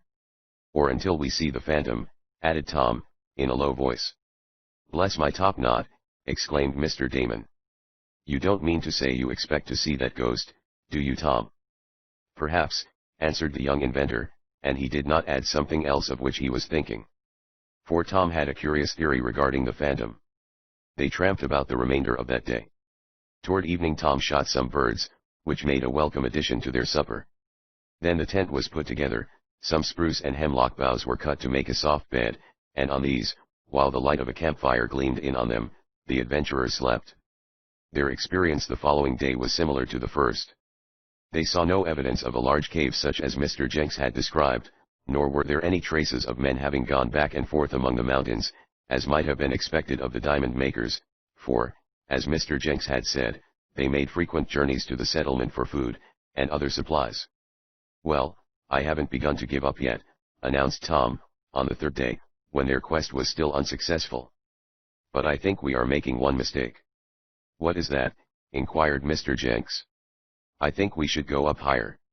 In my opinion the cave is near the top of some peak, isn't it, Mr. Jenks? I have that impression, though, as you know, I never saw the outside of it. Still, it might not be a bad idea to ascend some of these peaks. Following this suggestion, they laid their trail more toward the sky, and that night found them encamped several thousand feet above the sea level. It was quite cool, and the campfire was a big one about which they sat after supper, talking of many things. Tom did not sleep well that night. He tossed from side to side on the bed of boughs, and once or twice got up to replenish the fire, which had burned low. His companions were in deep slumber. "I wonder what time it is," mused Tom, when he had been up the third time to throw wood on the blaze. "Must be near morning." He looked at his watch, and was somewhat startled to see that it was only a little after 12. Somehow it seemed much later. As he was putting the timepiece back into his pocket, the lad looked around at the dark and gloomy mountains, amid which they were encamped. As his gaze wandered toward the peak of the one on the side of which the tent was pitched, he gave a start of surprise. For, coming down a place where, that afternoon, Tom had noticed a sort of indefinite trail, was a figure in white. A tall, waving figure, which swayed this way and that, a figure which halted and then came on again. I wonder if that can be a wisp of fog," mused the young inventor. He rubbed his eyes, thinking it might be a swirling of the night mist or a defect of vision. Then, as he saw more plainly, he noticed the thing in white rushing toward him. "It's the phantom," cried Tom, aloud. "It's the thing the miners saw. We're on Phantom Mountain now." Chapter 14. Warned back. Tom's cries awakened the sleepers in the tent. Mr. Damon was the first to rush out. "Bless my nightcap, Tom," he cried. "What is it? What has happened? Are we attacked by a mountain lion?" For answer the young inventor pointed up the mountain, to where, in the dim light from a crescent moon, there stood boldly revealed, the figure in white. Bless my very existence," cried the odd man. "What is it, Tom?" "The phantom," was the quiet answer. "Watch it, and see what it does." By this time Mr. Jenks and Mr. Parker had joined Tom and Mr. Damon. The 4 diamond seekers stood gazing at the apparition. And, as they looked, the thing in white, seemingly too tall for any human being, slid slowly forward, with a gliding motion. Then it raised its long, white arms, and waved them threateningly at the adventurers. "It's motioning us to go back," said Mr. Parker in an odd whisper. "It doesn't want us to go any farther." "Very likely," agreed Tom, coolly. "But we're not going to be frightened by anything like that, are we?" "Not much," exclaimed Mr. Jenks. "I expected this. A ghost can't drive me back from getting my rights from those scoundrels." "Suppose it uses a revolver to back up its demand?" asked the scientist. "Wait until it does," answered Mr. Jenks. But the figure in white evidently had no such intentions. It came on a little distance farther, still waving the long arms threateningly, and then it suddenly disappeared, seeming to dissolve in the misty shadows of the night. "Bless my suspenders," cried Mr. Damon. "That's a very strange proceeding." "Very strange. What do you make of it, Tom?" "It is evidently some man dressed up in a sheet," declared Mr. Jenks. "I expected as much." "The work of those diamond makers, do you think?" continued Mr. Damon. "I believe so," answered Tom, slowly, for he was trying to think it out. "I believe they are the cause of the phantom, though I don't know that it's a man dressed in a sheet." "Why isn't it?" demanded Mr. Jenks. "Because it was too tall for a man, unless he's a giant." "He may have been on stilts," suggested Mr. Parker. "No man on stilts could walk along that way," declared Tom, confidently. "He glided along too easily. I am inclined to think it may be some sort of a light." "A light?" queried Mr. Damon. "Yes, the diamond makers may be hidden in some small cave near here, and they may have some sort of a magic lantern or a similar arrangement, for throwing a shadow picture. They could arrange it to move as they liked, and could cause it to disappear at will. That, I think, is the ghost we have just seen."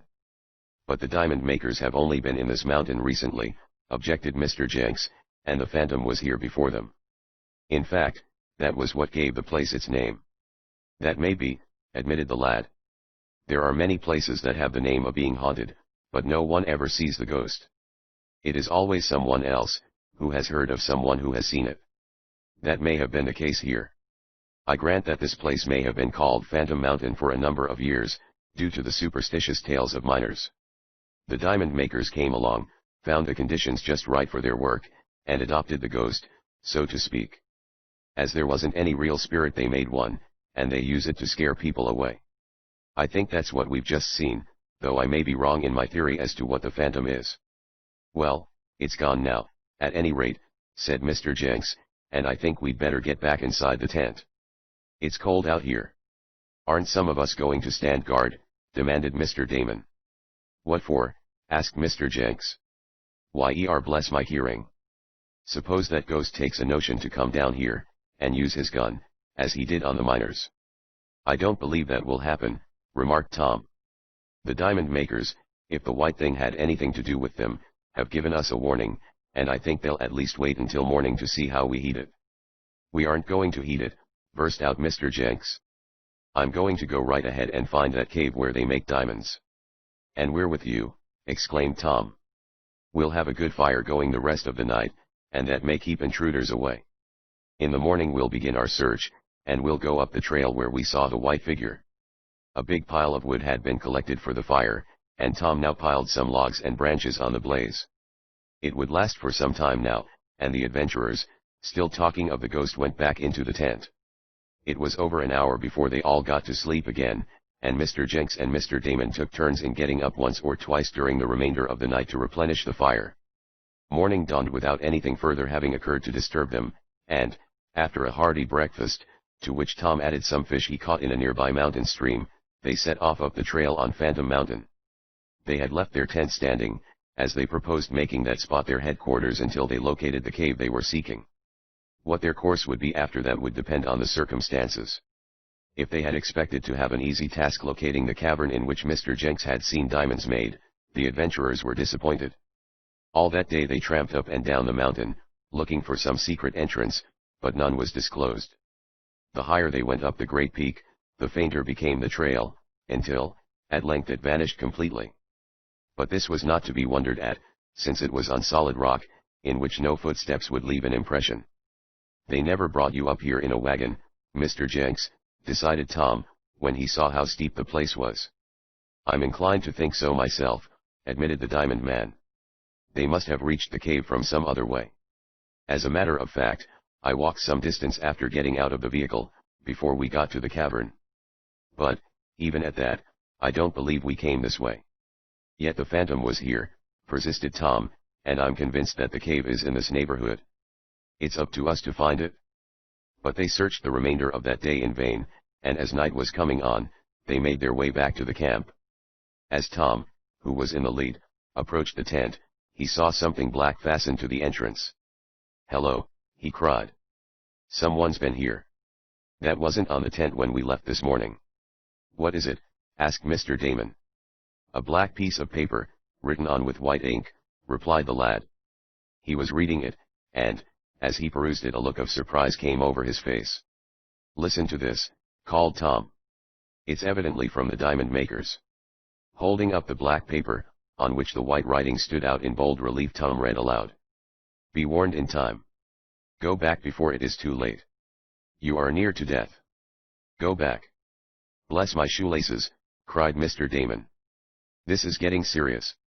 Chapter 15. The landslide. Gathered about the young inventor, the three men looked at the warning. The writing was poor, and it was evident that an attempt had been made to disguise it. But there was no misspelling of words, and there were no rudely drawn daggers, or bloody hands or anything of that sort. In fact, it was a very businesslike sort of warning. Rather odd, commented Mr. Jenks. Black paper and white ink. White ink is easy enough to make, stated Mr. Parker. I fancy they wanted it as conspicuous as possible. Yes, agreed Tom, and this warning, together with the antics of the thing in white last night, shows that they are aware of our presence here, and perhaps know who we are. We will have to be on our guard. Do you think that fellow Munson, whom we left in the forest, could have gotten here and warned them? Asked Mr. Damon. It's possible, admitted Tom, but now let's see if the person who pinned this warning on our tent took any of our things. A hasty examination, however, showed that nothing had been disturbed, and Tom and Mr. Damon were soon getting supper ready, everyone talking, during the progress of the meal, about the events of the day, and the rather weird culmination of it. Well, we haven't had a great deal of success so far, admitted Tom, as they sat about the fire, in the fast-gathering dusk. I think, perhaps, we'd better try on the other side of the mountain tomorrow. We've explored this side pretty thoroughly. Good idea, commented Mr. Jenks. We'll do it, and move our camp. I only hope those fellows don't find our airship and destroy it. We'll have a hard time getting back to civilization again, if we have to walk all the way. This contingency caused Tom some uneasiness. He did not like to think that the unscrupulous men might damage the Red Cloud, that had been built only after hard labor. But he knew he could accomplish nothing by worrying, and he tried to dismiss the matter from his mind. They rather expected to see the thing in white again that night, but it did not appear, and morning came without anything having disturbed their heavy sleep, for they were tired from the day's tramp. It took them the greater part of the day to make a circuit of the base of Phantom Mountain in order to get to a place where a sort of trail led upward. It's too late to do anything tonight, decided Tom, as they set up the tent. We'll rest, and start the first thing in the morning. And the ghost isn't likely to find us here, added Mr. Damon. Where are you going, Mr. Parker? He asked, as he saw the scientist tramping a little way up the side of the mountain. I am going to make some observations, was the answer, and no one paid any more attention to him for some time. Supper was nearly ready when Mr. Parker returned. His face wore a rather serious air, and Mr. Damon, noting it, asked laughingly, "Well, did you discover any volcanoes, that may erupt during the night, and scare us to death?" "No," replied Mr. Parker, calmly, "but there is every indication that we will soon have a terrific electrical storm. From a high peak I caught a glimpse of one working this way across the mountains." "Then we'd better fasten the tent well down," called Tom. "We don't want it to blow away." "There will not be much danger from wind," was Mr. Parker's opinion. "From what then?" asked Mr. Jenks. "From the discharges of lightning among these mountain peaks, which contain so much iron ore. We will be in grave danger." The fact that the scientist had not always made correct predictions was not now considered by his hearers, and Tom and the two men gazed at Mr. Parker in some alarm. "Is there anything we can do to avoid it?" asked Mr. Jenks. "The only thing to do would be to leave the mountain," was the answer, "and, as the iron ore extends for miles, we cannot get out of the danger zone before the storm will reach us. It will be here in less than half an hour." "Then we'd better have supper," remarked Tom, practically, "and get ready for it." "Perhaps it may not be as bad as Mr. Parker fears." "It will be bad enough," declared the gloomy scientist, and he seemed to find pleasure in his announcement. The meal was soon over, and Tom busied himself in looking to the guy ropes of the tent, for he feared lest there might be wind with the storm. That it was coming was evident, for now low mutterings of thunder could be heard off toward the west. Black clouds rapidly obscured the heavens, and the sound of thunder increased. Fitful flashes of lightning could be seen forking across the sky in jagged chains of purple light. "It's going to be a heavy storm," Tom admitted to himself. "I hope lightning doesn't strike around here." The storm came on rapidly, but there was a curious quietness in the air that was more alarming than if a wind had blown.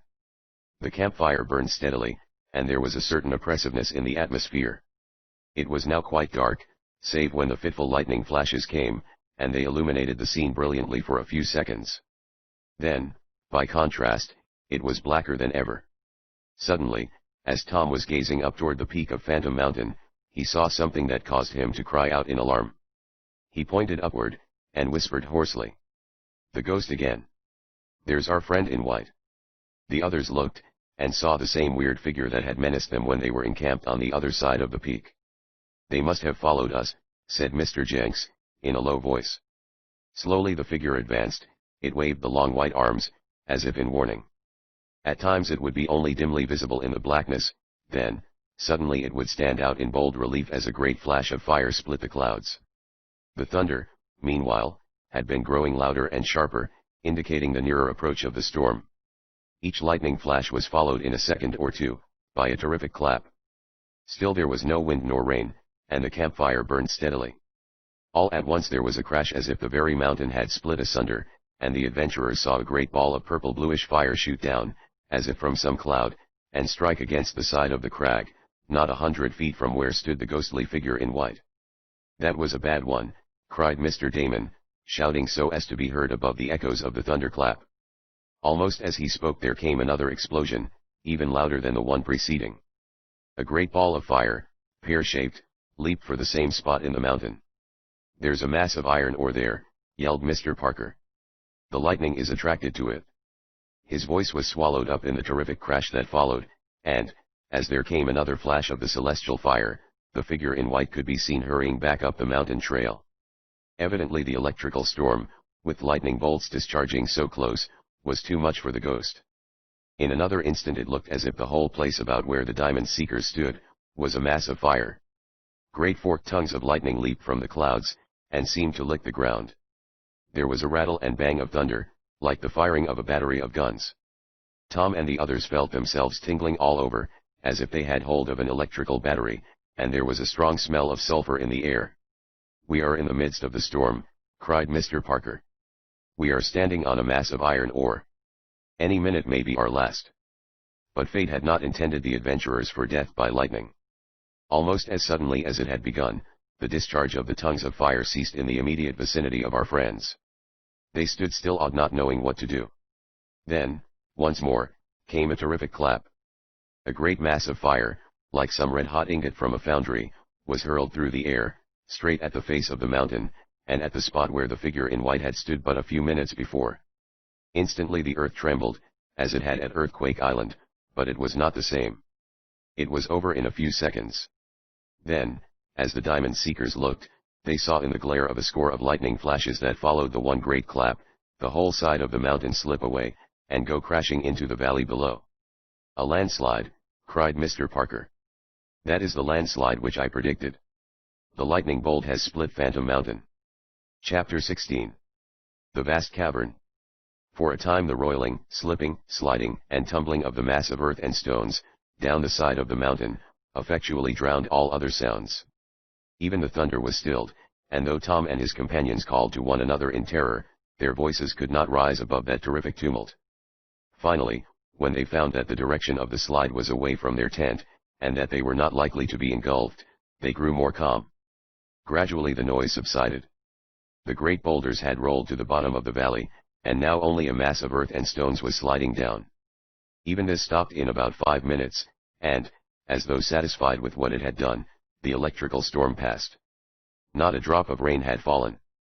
"Bless my shirt studs," exclaimed Mr. Damon, who was the first to speak after the din had quieted. "Bless my soul. But that was awful." "It was just what I expected," said Mr. Parker, calmly. "I knew, from my observations, that we were in a region where landslides and terrific electrical storms may be expected at any time. I fully looked for this." "Well," remarked Mr. Jenks, rather sarcastically, "I hope it came up to your expectations, Mr. Parker." "Oh, fully," was the answer, "though I wish it could have happened in daylight, so that I could better have observed certain phenomena regarding the landslide. They are very interesting." "At a distance," admitted Tom, with a laugh of relief. "Well, I'm glad it's over, though we'll have to wait until morning to see what damage has been done. Lucky we weren't struck by lightning. I never saw such bolts." "Me, either," declared Mr. Damon. "This mountain seems to attract them." "It is like a magnet," said Mr. Parker. "I think I shall be able to make some fine observations here." "If we live through it," murmured Mr. Jenks. They watched the play of lightning about a distant bank of clouds, but the storm was now far away, only a faint rumbling of thunder being heard. "I'm wondering what happened to the Phantom," said Tom, after a pause. "Seems to me he was right in that track of the storm." "Do you think it was a he?" asked Mr. Jenks. "I think we'll find that it's some sort of a man," answered the young inventor. "We may find out very soon, now. I've changed my theory about the ghost being reflections of light." "How's that?" Mr. Damon wanted to know. "Well, I think we are on the side of Phantom Mountain where the Diamond Cave is," went on the lad. "The fact that the Phantom appeared here, soon after we arrived, shows that the men kept close track of our movements. It also shows, I think, that the Phantom did not have to travel far to be on the spot, whereas we had to make quite a trip to get around the base of the mountain. I think the cave is up there," and Tom pointed toward the spot where the weird figure had been last seen, before the storm drove it back. "There may be 2 phantoms," suggested Mr. Jenks. "They may keep one on this side of the mountain, and one on the other, to warn intruders away." "It's possible," admitted Tom. "Well, we'll see how things look in the morning, when we'll take up our march again, and go up the mountain. We'll reach the top, if possible, which we couldn't do from the other side, as it was too steep." "I hope we shall be able to go forward in the morning," came from Mr. Jenks. "What do you mean?" asked the lad, struck by a peculiar significance in the diamond man's tones. Why, that landslide may have opened a great gully in the side of Phantom Mountain, which will prevent us from passing. It was a terrific lot of earth and stones that slid away, answered Mr. Jenks. It certainly was, agreed Mr. Parker. I would not be surprised if the mountain was half destroyed, and it may be that the diamond cave no longer exists. Not very cheerful, to say the least, murmured Mr. Jenks to Tom, and, as it was getting quite chilly, following the storm, they went inside the tent. Tom could hardly wait for daylight, to get up and see what havoc the landslide had wrought. As soon as the first faint flush of dawn showed over the eastern peaks, he hurried from the tent. Mr. Damon heard him arise, and followed. A curious scene met their eyes. All about were great rocks rent and torn by the awful power of the lightning.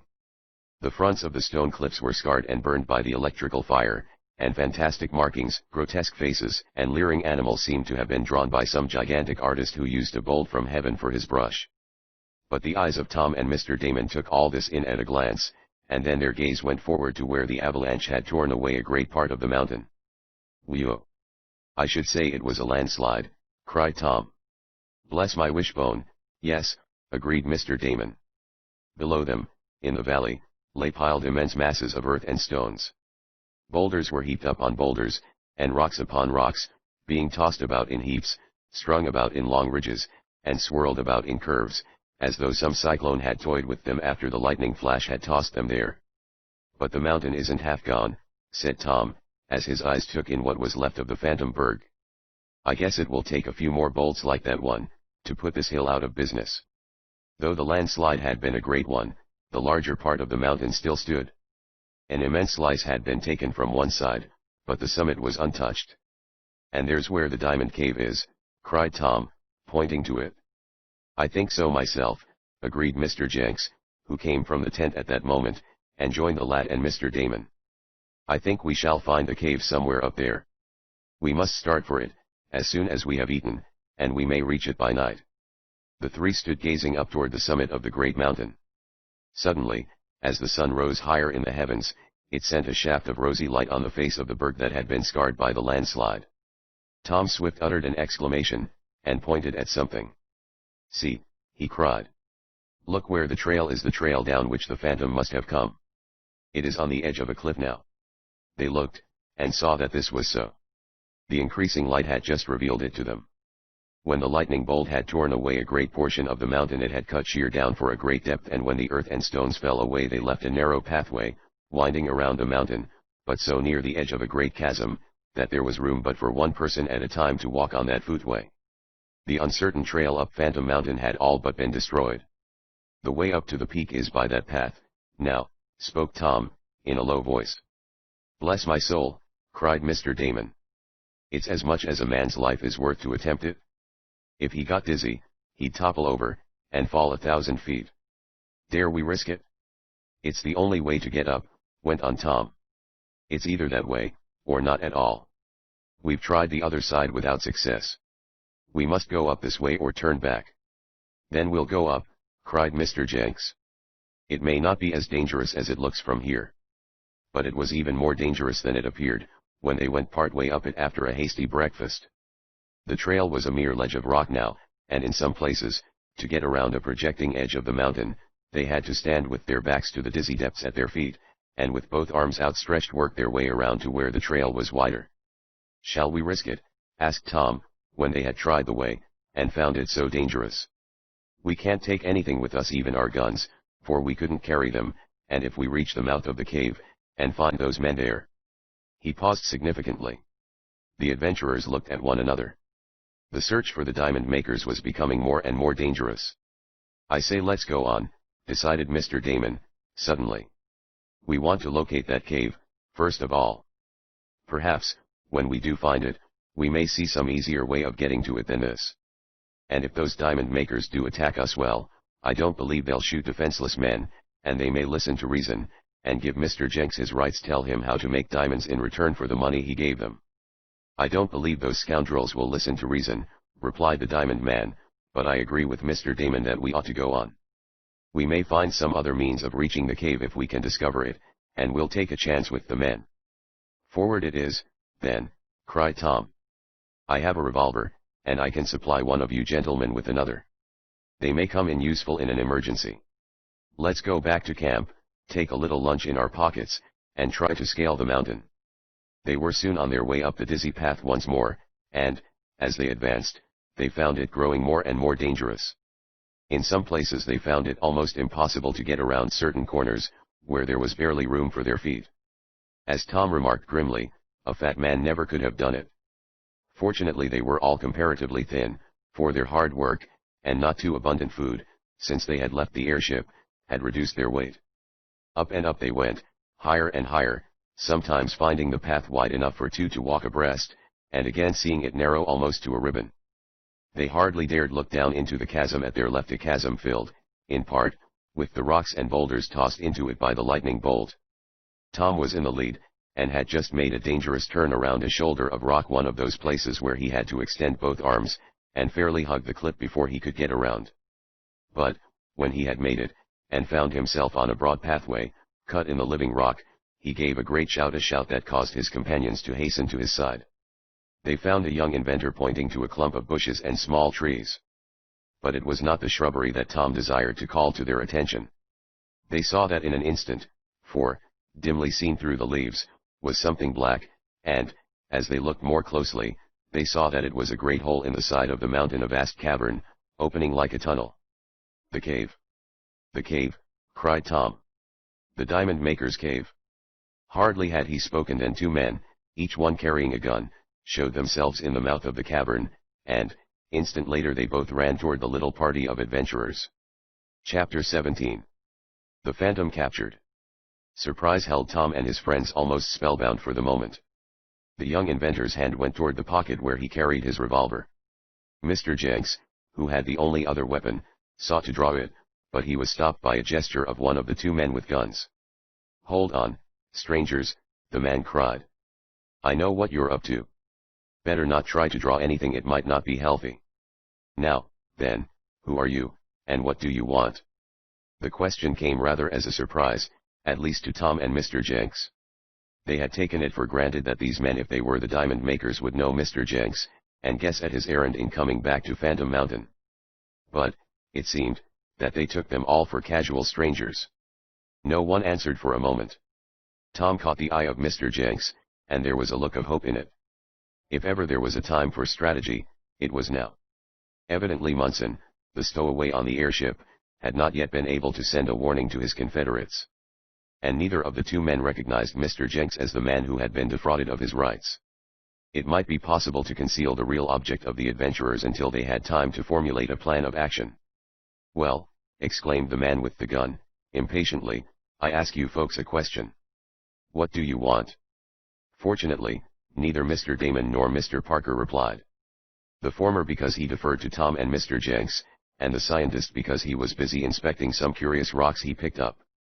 As it turned out, this was the luckiest thing he could have done. It lent color to what Mr. Jenks said a moment later. What are you doing up here? Demanded the man again. Don't you know this is private property? We were just looking around, answered Mr. Jenks, which was true enough, as far as it went. Prospecting, added Tom. After gold? Demanded the second man, suspiciously.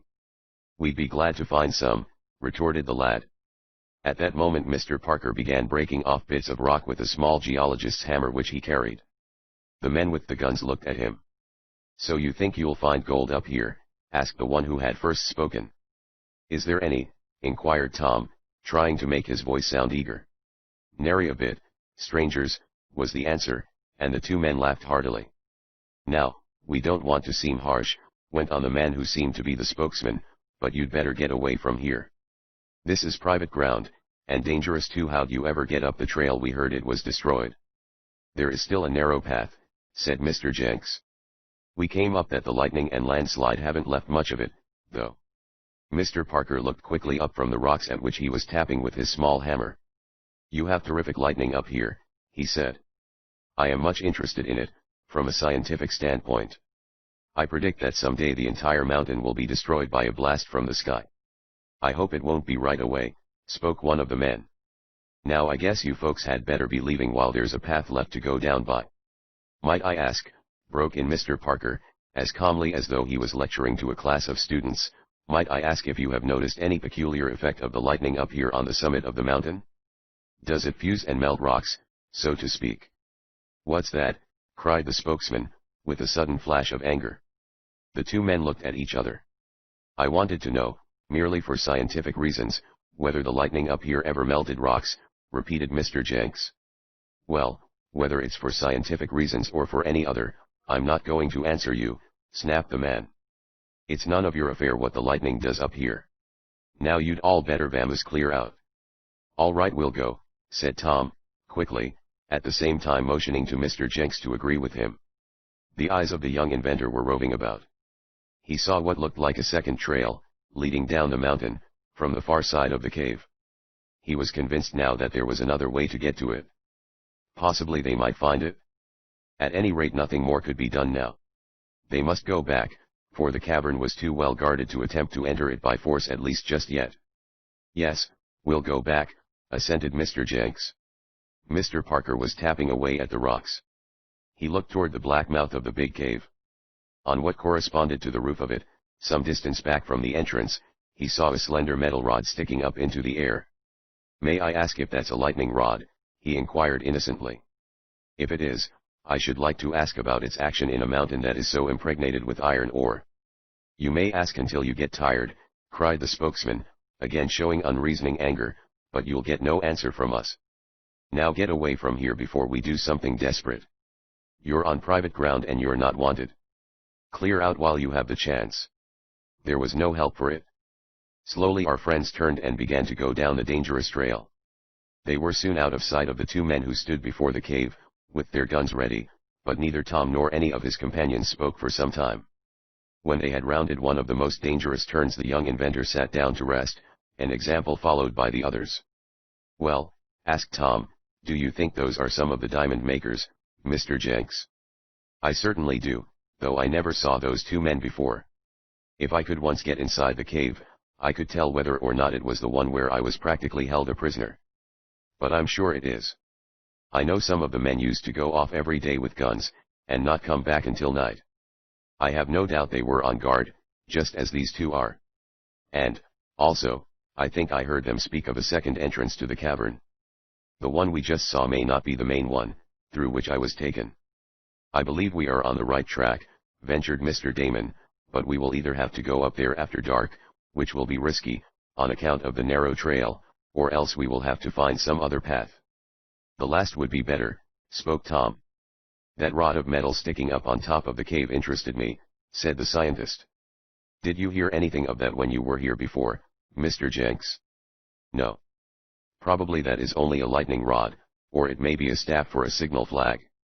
But what surprises me is that those men didn't suspect that we were seeking to discover their secret. They took us for ordinary prospectors. So much the better, remarked Tom. We have a chance now of getting inside that cave. But we will have to go back to camp, and make other plans.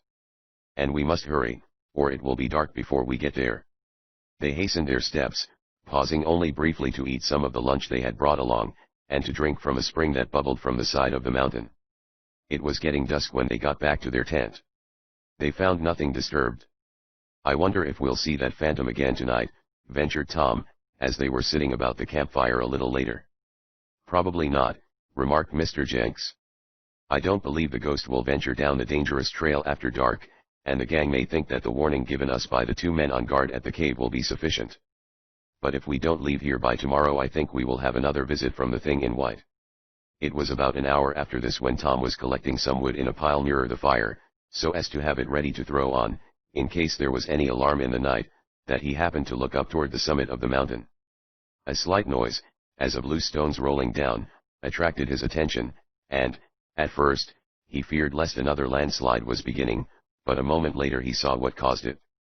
There, advancing down the steep and dangerous trail, was the figure in white, the phantom. Instantly a daring plan came into Tom's head. Dropping the wood softly, he moved back out of the glare of the fire. Mr. Jenks, he called in a whisper. The diamond man, who was behind the tent, came toward Tom. What is it? He asked.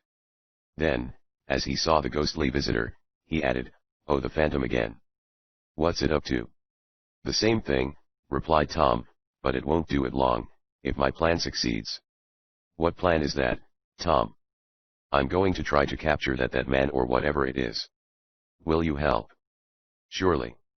Then let's work around behind it, while Mr. Damon and Mr. Parker come up from in front. We'll solve this part of the mystery, anyhow, if it's possible. The two other men were soon told of the plan. Meanwhile the thing in white had advanced slowly, until within a few hundred feet of the camp. They could see now that it was no shaft of light, but some white body, shaped like a tall, thin man, draped in a white garment. The long arms waved to and fro. There was no semblance of a head. You and Mr. Parker go right toward it, slowly, Mr. Damon, advised Tom. Mr. Jenks and I will make a circle, and get in back. Then, if it's anything alive we'll have it. The ghost continued to advance. Tom and the Diamond Man stole off to one side, their buckskin moccasins making no sound. Mr. Damon and the scientist went boldly forward. This movement appeared to disconcert the spirit. It halted, waved the arms with greater vigor than before, and seemed to indicate to the adventurers that it was dangerous to advance. But Mr. Damon and Mr. Parker kept on. They wanted to give Tom and Mr. Jenks time enough to make the circuit. Suddenly the stillness of the night was broken by a low whistle. It was Tom's signal that he and Mr. Jenks were ready. Come on. Run, cried Mr. Damon. The scientist and the eccentric man leaped forward. The ghost heard the whistle, and heard the spoken words. The thing in white hesitated a moment, and then raised one arm. There was a flash of fire, and a loud report. He's firing in the air, cried Tom. Come on, we have him now. Undaunted by the display of firearms, Mr. Damon and Mr. Parker kept on. They could hear Tom and Mr. Jenks running up in back of the figure. The latter also heard this, and suddenly turned. Caught between the two forces of our friends, the ghost was at a loss what to do. The next instant Tom, who had distanced Mr. Jenks, made a flying tackle for the figure in white, and caught it around the legs. Very substantial legs they were, too. Tom felt the legs of a man. Wow, yelled the ghost, as he went down in a heap, the revolver falling from his hand. Come on, cried Tom. I have him. His friends rushed to his aid. There was a confused mass of dark bodies, arms and legs mingled with something tall and thin, all in white. Suddenly the moon came from behind a cloud and they could see what they had captured, for captured the phantom was. It proved to be a rather small man, who wore upon his shoulders a framework of wood, over which some white cloth was draped. It had fallen off him when Tom made that tackle. Well, remarked the young inventor, as he sat on the struggling man's chest. I guess we've got you. I rather guess you have, stranger, was the cool reply. Chapter 18. Bill Renshaw will help. They were all panting from the exertion of the run up the mountain and the contest with the phantom. A phantom no longer though, truth to tell, the struggle was not nearly so fierce as Tom had expected. He thought the ghost would put up a stiff fight. Got any ropes to tie him with? Asked Mr. Damon, who was helping Tom hold the man down. Ropes? You aren't going to tie me up, are you, strangers? Asked the captive. That's what we are, exclaimed Mr. Jenks. We've had trouble enough in this matter, and if I've got one of the gang, perhaps I can get some of the others, and have my rights. So tie him up, Tom, and we'll take him to camp. Oh, you needn't go to all that trouble, strangers, went on the man, calmly. If one of you will get off my chest, and the other gentleman ease up on my stomach a bit, I'll walk wherever you want me, and not make any trouble. I haven't got a gun. Bless my gloves. But you're a cool one, commented Mr. Damon, as he complied with the man's request, and got up from his stomach. But look out for him, Tom. He had a gun, for he fired it in the air. He hasn't it now, answered the young inventor. I knocked it from his hand when I leaped for him. That's what you did, assented the man, as he got up, while Tom kept a tight hold of him, as did Mr. Jenks. What kind of a grizzly bear hug do you call that, anyhow, that you gave me? That was a football tackle, explained Tom. I allers heard that was a dangerous game, remarked the former phantom simply. Well, now you've got me, what are you going to do with me? Take you where we can have a good look at you, replied Mr. Jenks, as he kicked aside the wooden framework, and the sheet which had made the ghost appear so tall. So this is how you worked it, eh? Yep. That was the haunt, stranger. I made it myself, and it worked alright until you folks come along. I rather suspicioned from the first, when I played the trick over on t'other side of the mountain, that you wouldn't be so easy to fool as most prospectors are. Oh, so you're the only ghost then? Asked Tom. I'm the only one. By this time they had reached the camp. Tom threw some light logs on the fire, which blazed up brightly. As the flames illuminated the face of their captive, Mr. Jenks looked at him, and cried out. Why, it's Bill Renshaw. That's me, admitted the man who had played the part of the Phantom, and Thunder Turtles, if it ain't Mr. Jenks who was once in the Diamond Cave with us. Whatever happened to you? I never heard. The others said you got tired and went away. They took me away, defrauded me of my rights, declared Mr. Jenks, bitterly. But I'll get them back. To think of Bill Renshaw playing the part of a ghost. They made me do it, went on the man, somewhat dejectedly. I wanted to be at work in the cave, but they wouldn't let me. Is this man one of the diamond makers? Asked Tom, in great surprise. He is one of the helpers, though I don't believe he knows the secret of making the gems, explained Mr. Jenks. He was one of the men in the cave when I was there before, and he and I struck up quite a friendship, didn't we, Renshaw? That's what, and there ain't no reason why we can't be friends now, that is unless you hold a grudge against me for firing at you. But I only shot in the air, to scare you away. Them's my instructions. I'm supposed to be on guard, and scare away strangers. I'm tired of the work, too, for I don't get my share, and those other fellows, in the cave, get all the money from the diamonds. Tom Swift uttered an exclamation. A sudden plan had come to him. Quickly he whispered to Mr. Jenks. Make a friend of this man if possible. He evidently is dissatisfied.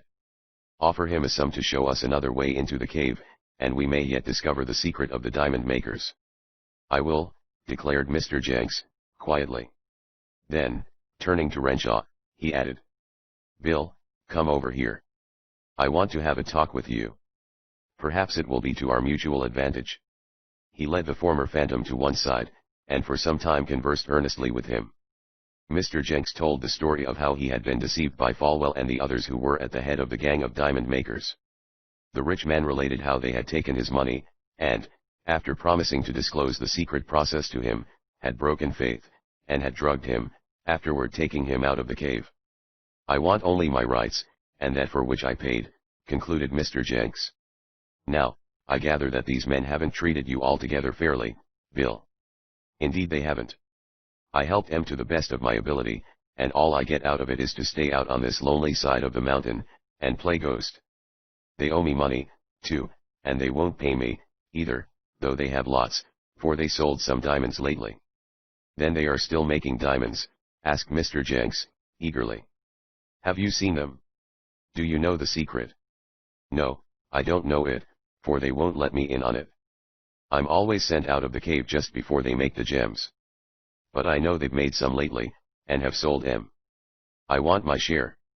Look here, exclaimed Mr. Jenks, quickly, wishing to strike while the iron was hot. I'll make you a proposition. Show us how to get into that cave, unknown to the diamond makers, and I'll pay you twice what they agreed to. Is it a bargain? Bill Renshaw considered a moment. Then he thrust out his hand, clasped that of Mr. Jenks, and exclaimed. It is. I'll take you into the cave by an entrance that's seldom used. There are 4 ways to get in. The one where the 2 men drove you back is the rear one. The front one is on the other side of the mountain, but it's so well concealed that you'd never find it. But I can take you to one where you can get in, and those fellows will never know it. And, what's more, I'll help you if it comes to a fight. Good, exclaimed Mr. Jenks. I think we'll discover the secret of the diamond makers this time, and he went to tell the others of the success of his talk. Bill Renshaw had been converted from an enemy into a friend, and the former Phantom was now ready to lead Tom and the others into the secret cave. We'll start in the morning, decided Mr. Jenks, who, after many disappointments, at last saw success ahead of him. Chapter 19. In the secret cave. Tom Swift was up at break of day, and the others were not far behind him. Now for the secret cave, cried the young inventor as he gazed up the mountain, in the interior of which the mysterious band of men were making the diamonds. Have you made any plans, Bill? Asked Mr. Jenks of the former Phantom, who had cast his lot in with the adventurers. What will be the best course for us to follow? You just leave it to me, Mr. Jenks, was the answer. I'll get you into the cave, and those fellows, who, I believe, are trying to do me out of my rights, as they did you out of yours, will never know a thing about it. Bless my fingernails, cried Mr. Damon. That will be great. We can get in the cave, and watch them make the diamonds at our leisure. They don't make them every day, explained Renshaw. It seems they have to wait for certain occasions. Mostly they make the diamonds when there's a big storm. A big storm? Asked the scientist with a sudden show of interest. Do you mean one of those electrical storms, such as we had the other night? That's it, Mr. Parker, though why they wait until there's a storm is more than I can tell. Perhaps they know that on such occasions no one will venture up the mountain, spoke Mr. Damon. No, it isn't that, declared the scientist. I think I am on the track of a great scientific discovery, and I will soon be able to make observations that will confirm it. Well, I'm going to make an observation right now, said Tom, with a laugh. I'm going to see what there is for breakfast. And that reminds me, came from Mr. Jenks, shall we move our camp, Bill, and take the tent with us to the cave? I hardly think so, was the answer. I think the best plan would be to conceal the tent somewhere around here, in case you might need it again. You can also store what food you have left. But, bless my appetite, we don't want to starve in that diamond cave, objected Mr. Damon. I'll see that you don't, declared Bill Renshaw. I'll take you in there, unbeknownst to those fellows, and I'll provide you with plenty of food and water. You see, the cave is so big that there are some parts they never visit. And we can stay in one of those parts, and eat, asked Tom. Sure, answered Bill. And watch the diamond makers at work, asked Mr. Jenks. That's it, replied the former Phantom. Then the sooner we get started the better, remarked Mr. Damon. Mr. Parker said nothing. He appeared to be thinking deeply, and was tapping at some rocks with his little hammer. The advice of Bill Renshaw was followed, and the tent, and what food remained, was concealed in the bushes, with rocks piled over to keep away prowling animals. Then they started for the secret cave. The man who played the part of a ghost picked up the framework and white cloth that had formed his disguise. I'll still have to use this, he explained, for I don't want those fellows to know that I'm helping you. I'll continue to play the spirit of the mountain, but there won't be much need of it. I don't think any more people will come prospecting out here. Have you heard of the arrival of Farley Munson? Asked Tom, as he related the facts about the stowaway. He hadn't arrived up to a day or so ago, answered Bill. I guess he's still traveling. Farley is one of the heads of the gang, he added, and a dangerous man. As Bill led the way toward the cave, taking a route that the adventurers had never suspected led to it, he explained that the cavern was a large one, capable of holding an army. But there's only a small part of it used by the diamond makers, he added. They work in a small recess, near the summit of the mountain. The little cave, where I'm going to take you, opens off from it by a long passage. And, except that you'll be pretty much in the dark, you'll be quite comfortable. There are tables, chairs, and some bunks in the place. I can get you some lights, and plenty of food. But, if you are seen taking away food, won't the others suspect something? Asked Tom. I do pretty much as I please, said Bill. I go and come when I like. All I'm supposed to do is to watch my two sides of the mountain, play the ghost, and give warning when anyone is coming. Sometimes I leave black and white messages, like the one I put on your tent. Those fellows fix 'em up for me.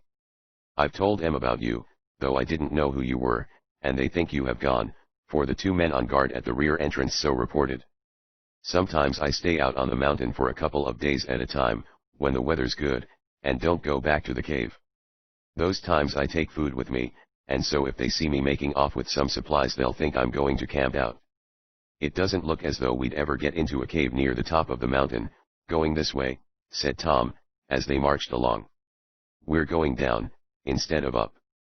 That's the secret of this trail, explained Bill. We go down in a sort of valley, and then go up a pretty stiff place, and then we're on a direct trail to the entrance I told you about. It's a steep road to climb, but I guess we can manage it. And a hard climb the adventurers did find it. The road was almost as bad as the one along the edge of the chasm, but they managed to negotiate it, and finally found themselves on a fairly good trail. We'll soon be there, Bill assured them. After you get in the little cave, where I'm going to hide you, I'll have to leave you for a spell, until I get my ghost rigging fixed up again. But I'll see that you have plenty of food and drink." A little later their guide came to a sudden halt, and peered around anxiously. "What's the matter?" asked Tom. "I was just looking to see if any of the men were about," he answered. "But I guess not. It looks all right. The entrance is right here." They were on a side of the mountain, near the summit. Below stretched a magnificent scene. A great valley lay at their feet, and they could look off to many distant peaks. The main trail to Leadville, and the one to the settlement of Indian Ridge, was in sight. Suddenly Tom, who had been using a small but powerful telescope, uttered an exclamation, and focused the instrument on a speck that seemed moving along on the trail below. "A man coming up the mountain," cried Tom. "And it can't be yet. It's Farley Munson the stowaway," he cried. "He's coming here." "Let me look," begged Mr. Jenks, taking the glass from Tom. An instant later the Diamond Man exclaimed, "Yes, it's Munson." "Then in here with you quick," cried Renshaw. "He can't see us yet, and we'll be out of sight in another minute." The former spirit pulled aside some thick bushes, and pointed to a hole which was disclosed. "The entrance to the secret cave," he announced. "Slip in, all of you." Tom, after another glance at the man toiling his way up the mountain, entered the cavern. He was followed by the others. Bill was the last to enter, and he replaced the bushes over the entrance. "At last," exclaimed Mr. Jenks, as he gazed up at the roof of the dimly lighted vault in which they found themselves. "Yes, we're in the diamond maker's secret cave," added Tom. "Now to catch them at work." "Come on," advised Bill, in a low tone. "We're not safe yet," and he produced a lantern from some hidden recess, lighted the wick, and led the way. As the others followed they were aware of a subdued noise in the great cavern. Chapter XX. Making the Diamonds. "What's that noise?"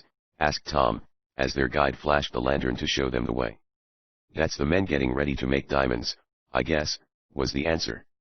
"You see, it takes quite a while to get the stuff ready. I don't know what they use. They never tell me any of their secrets." "Oh, I know the ingredients well enough," said Mr. Jenks, "but I don't know the secret of how they apply the terrific heat and pressure necessary to fuse the materials into diamonds." "Well, you'll soon know," declared Bill Renshaw. "Of course it isn't always successful. I've known 'em to try half a dozen times before they got any diamonds big enough to satisfy 'em. They gave me some of the small ones when I asked for my wages." "How did you come to get in with these men?" asked Tom, curious to understand how a person seemingly as honest as Renshaw appeared to be had cast his lot in with the men who had broken faith with Mr. Jenks. "Oh, I've lived around these parts all my life," was the answer. "I knew of this cave before these diamond fellers came to it. In fact, I showed it to 'em. It was several years ago that a party of men who were prospecting around here came to me and asked if I knew of a small cave near the top of a high mountain, where lightning storms were frequent. I told them about Phantom Mountain, as it was called then, and also of this cave. If there's any place where they have worse lightning storms than here, I'd like to know it. They scare me, sometimes, like the night when that landslide happened, and I'm sort of used to 'em. Well, I took these men to the cave, and they hired me as a sort of lookout. Then they began their work, and at first I didn't know what they were up to, but finally I caught on. Then Mr. Jenks came, and disappeared mysteriously, though then I didn't know that they had played a trick on him. I was outside most of the time, pretending I was the ghost. So that's how I came to get in with them, and I wish I was out." "You soon will be, I think," declared Mr. Jenks. "But won't our talking be heard by the men?" "No danger. There is a thick wall between this part of the cave, and the part where they live and work. I'll soon have you well hid, and then you wait until I come back." "What about Munson?" asked Tom. "He is evidently on his way here to tell his confederates about us." "He won't know what has happened to us," said Mr. Jenks, "and he won't see anything of us. I guess we're safe enough."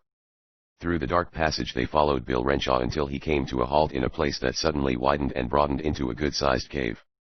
"Here's your stopping place," said the former ghost. "Now if you follow that passage, off to the left," and he pointed to it, "you'll come to the larger part of the cave where the diamond makers are. But go cautiously, and don't make any noise. I won't be responsible for what happens." "We'll take all the risk," interrupted Tom. "All right. Now there's a couple of lanterns around here. I'll light them, and leave you for a while until I can get some grub. I'll be back as soon as I can. He glided away, after lighting 2 lanterns, by the gleams of which the adventurers could see that they were in a vaulted cavern that had evidently been fitted up as a living apartment. The sides, roof, and floor were of stone. It was clean, and the air was fresh. There were some chairs, a table, and several cots, with pieces of bagging for bedding, though it was warm in the place. "I guess we can stay here until we discover the secret," spoke Tom. "Bless my watch. We can if we have something to eat," came from Mr. Damon, with something like a sigh. "I'm hungry.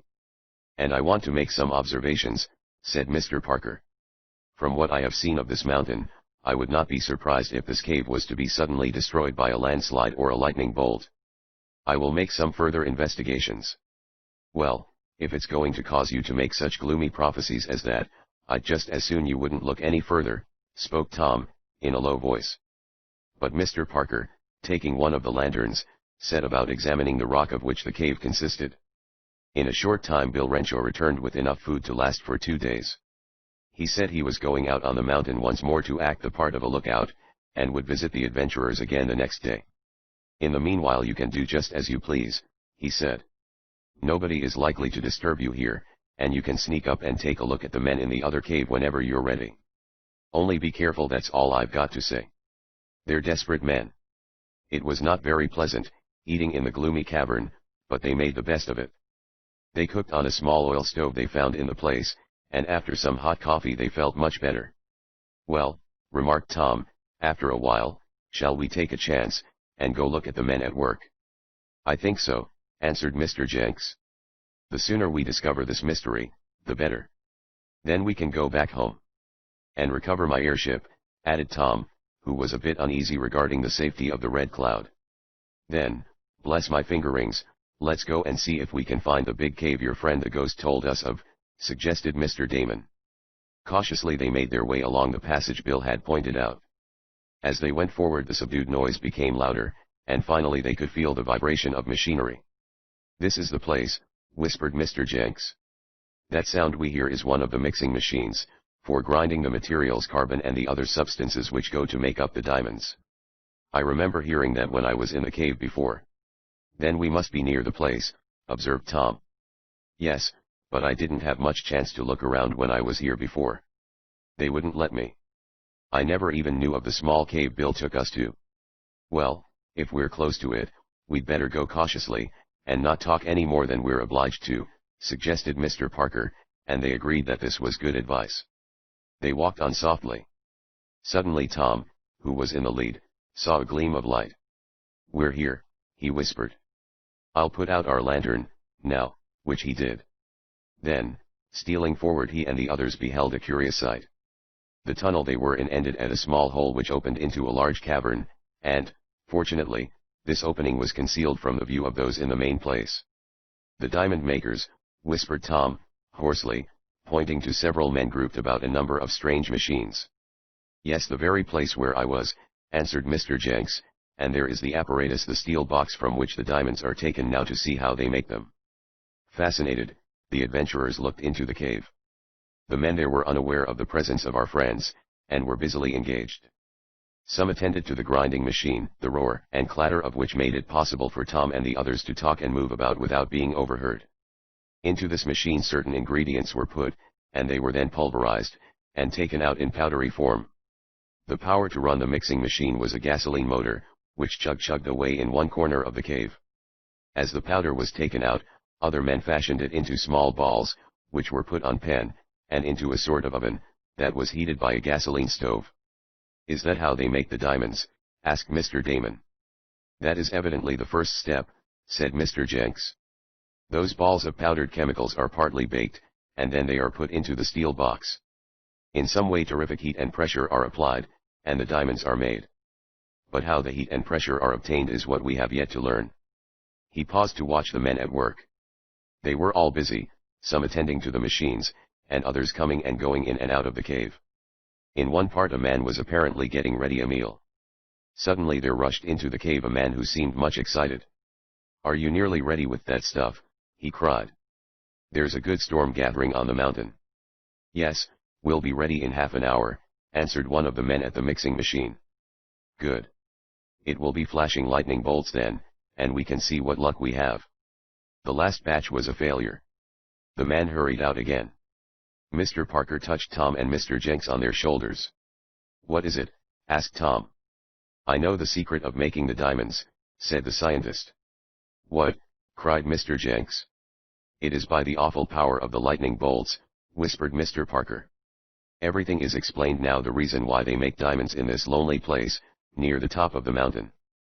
They need a place where the lightning is powerful. I can understand it now, I suspected it before. They make diamonds by lightning. Are you sure? Cried Mr. Jenks. Positive. I agree with you, said Tom Swift. I was just getting on that track myself, when I saw the electric wires running to the steel box. That explains the upright rod on the top of the mountain. The man says a storm is coming. Very well, we'll stay here and watch them make diamonds. As he spoke there came the mutter of thunder, and the mountain vibrated slightly. The men in the cave redoubled their activity. Tom and his friends felt that the secret process they had so long sought was about to be demonstrated before their eyes. Chapter XXI. Flashing Gems.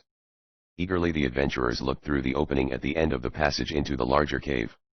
The men opened a small oven in which the balls of white chemicals and carbon mixed, had been baked, and a pile of things, that looked like irregularly shaped marbles, were placed in the steel box. This box, which was about the size of a trunk, was of massive metal.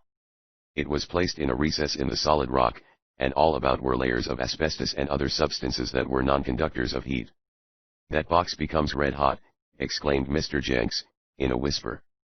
When things are in readiness, that lever is pulled and the diamonds are made. I pulled it once, but I did not then know the process involved.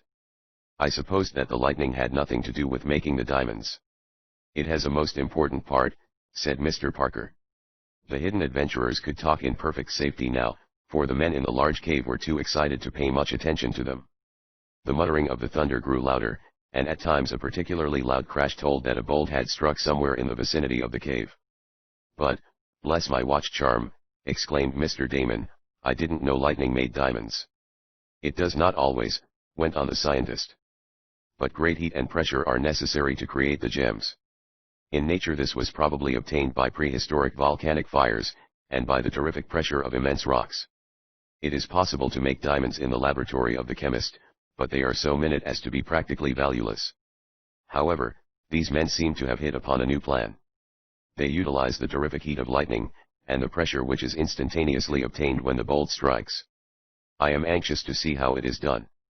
Look, I think they are getting ready to make the gems. Indeed, there seemed to be an air of expectancy among the diamond makers. The mixing machine had now been stopped, and, as it was more quiet in the cave, our friends, in their hiding place, had to speak in mere whispers. All the men were now gathered about the great steel box. This receptacle had been closed by a solid metal door, which was screwed and clamped tight. Then one of the men examined a number of heavily insulated electric wires that extended from the box off into the darkness where Tom and his companions could not discern them. That's Falwell, the man I befriended, and who got me into this game, whispered Mr. Jenks. He was also one of the first to turn against me. I think he's one of the leaders. Falwell came back, after having gone into a dark part of the cave. He went over to an electrical switch on one of the stone walls. It's almost time, Tom heard him say to his confederates. The storm is coming up rapidly. Will it be severe enough? Asked one of the helpers. We had all our work for nothing last time. The flashes weren't heavy enough. These will be, asserted Falwell. The indicator shows nearly 1,000,000 volts now, and it's increasing. 1,000,000 volts, exclaimed Tom. I hope it doesn't strike anywhere around here.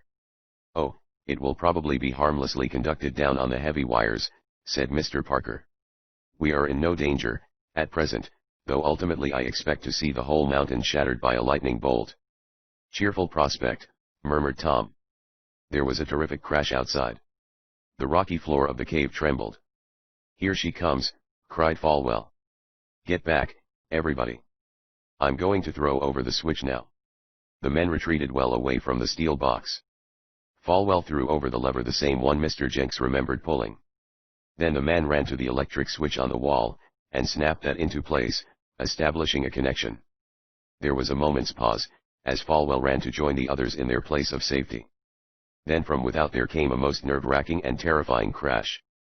It seemed as if the very mountain would be rent into fragments. Watching with eager eyes, the adventurers saw sparks flash from the steel box. Instantly it became red-hot, and then glowed white and incandescent. It was almost at the melting point.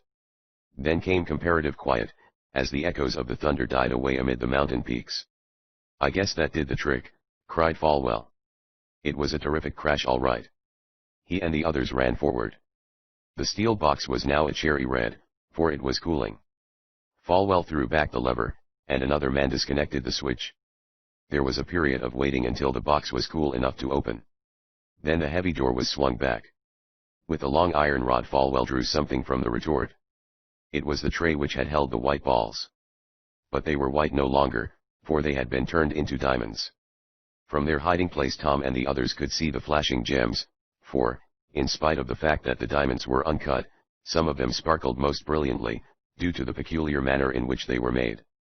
"We have the secret of the diamonds," whispered Mr. Jenks. "There must be a cord of the gems there." The men gathered about Falwell, uttering exclamations of delight. The diamonds were too hot to handle yet. "That's going some," exclaimed the chief of the diamond makers. "We have a small fortune here." There was a sudden commotion at one end of the cave. A man rushed in. At the sight of him Tom stared and uttered an exclamation. "Munson the stowaway," he whispered. "Hello," cried Falwell, as he saw his confederate. "I thought you were east, keeping Jenks away from here." "He got the best of me," cried Munson, "he and that Tom Swift. I stowed away on their airship, but they found me out by a wireless message, and marooned me in the woods. I've been trying to get here ever since." "Didn't you get my messages of warning?" "No, what warnings?" cried Falwell. "About Jenks, Tom Swift and the others. They're here. They must be on Phantom Mountain now. In fact, I shouldn't be surprised if they were in this cave. I traced them to their camp, but they're gone. They may be among us now in some of the secret recesses." For an instant Falwell stared at the bearer of these tidings. Then he cried out, "Scatter, men, and find these fellows. We must get them before they discover our secret." "It's too late, we know it," exulted Tom Swift. Then he whispered to the others to hurry to the part of the cave where Bill Renshaw had first hidden them. Chapter XXII. Prisoners. "Do you think there is any danger of them finding us?" asked Mr. Damon, as he hurried along beside Tom. "I'm afraid so," was the answer. "I've been worried ever since we saw Munson heading this way. But we couldn't do any differently." "Perhaps Bill Renshaw may be able to conceal us," suggested Mr. Jenks. "Very likely he knows that Munson is on hand. Perhaps we will be safe for a while. I want to make a few more observations as to how they manufacture the diamonds, and then, with what I already know, I'll have the secret. And I'd like to make some scientific tests of the sides and bottom rocks of the cave," spoke Mr. Parker. "I think it will bear out my theory that the mountain will soon be destroyed." "Well, you were right about Earthquake Island, and you may be right about this mountain," said Tom, "but if it is going to be annihilated I hope we get far enough away from it. We can keep our presence here a secret for a few more days. I think that will be long enough," proceeded Mr. Jenks. "Then we will leave." "And, in the meanwhile, they'll be searching for us," objected Mr. Damon. "I wish that ghost chap would come back and tell us what to do. Bless my liver pin, but we are going to be in considerable danger, I'm afraid. Those men may capture us, and decide to make diamond dust from us." "Come on, hurry to the little cave," urged Tom. "Then we'll get ready to defend ourselves." "The main cave is a large one," said Mr. Jenks, "and there are many hiding places in it. In fact, it is so large that it will take those fellows several days to complete a circuit of it. By that time Bill Renshaw may come back, and take us to some place in which they have already searched for us. Then we'll be comparatively safe." This thought was some consolation to them, as they made their way through the dark passage, dimly illuminated by the lantern they had rekindled, to the place where Bill had hidden them. They found things as they had left them, and proceeded to get a meal, though Tom said it would be best not to cook anything, or even to make coffee, for fear the odors would enable the searchers to trail them. So they ate cold food, glad to get that. Silently they sat about the dimly lighted cavern, and discussed the situation. True, they might even now retreat, going out of the entrance Bill had showed them, and so escape. But Mr. Jenks felt that his mission was not completed yet, and they all agreed to stay with him. For there are several points about making diamonds that are not quite clear to me, he said. I need to know how that steel box is constructed, how the electrical switches are arranged, what kind of lightning rods they use, and how they regulate the pressure. The other things, and how to mix the ingredients, I already know. Then we'll do our best to help you, promised Tom. But now I think we had better see what sort of a defense we can put up. We have our guns and revolvers, and with these chairs and tables we can build a sort of barricade behind which we can take refuge if those fellows do discover our hiding place. This was conceded to be a good idea, and soon a rude sort of fort was made, behind which the adventurers could take their stand and fight, if necessary, though they hoped this would not come to pass. They remained quietly in the cave the remainder of that day, and, when it was night, as they could tell by their timepieces there was no daylight, they divided the hours into watches, taking turns standing guard. Morning, at least in point of time, came without any disturbance, and they made a cold breakfast. They hoped that Bill Renshaw would come, but he did not appear. After sitting in the dark cave until afternoon, Tom said, I think we might as well go and take another observation of the big cave. We can tell what the men are doing, then, for they don't seem to have been near us. Maybe they have given up the search for us, and we can see them at work, and Mr. Jenks can gain what further knowledge he needs. That will be a good plan, agreed the Diamond Man. It's maddening to sit here, doing nothing.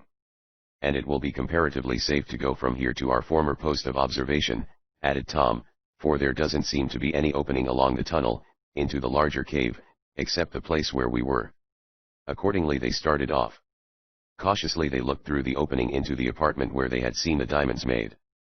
There's not a soul here, exclaimed Tom, in a whisper. The others looked. The place was deserted, the machinery silent.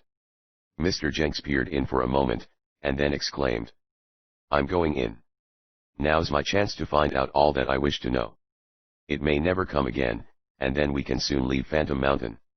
It was a daring plan, but it seemed to be the best one to follow. They were all tired of inactivity. Mr. Jenks managed to get through the opening, and dropped into the big cave. The others followed.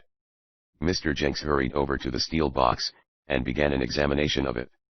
Tom Swift was looking at the electrical switch. He saw how it was constructed. Mr. Damon and Mr. Parker were peering interestedly about. Suddenly the sound of voices was heard, and the echo of footsteps.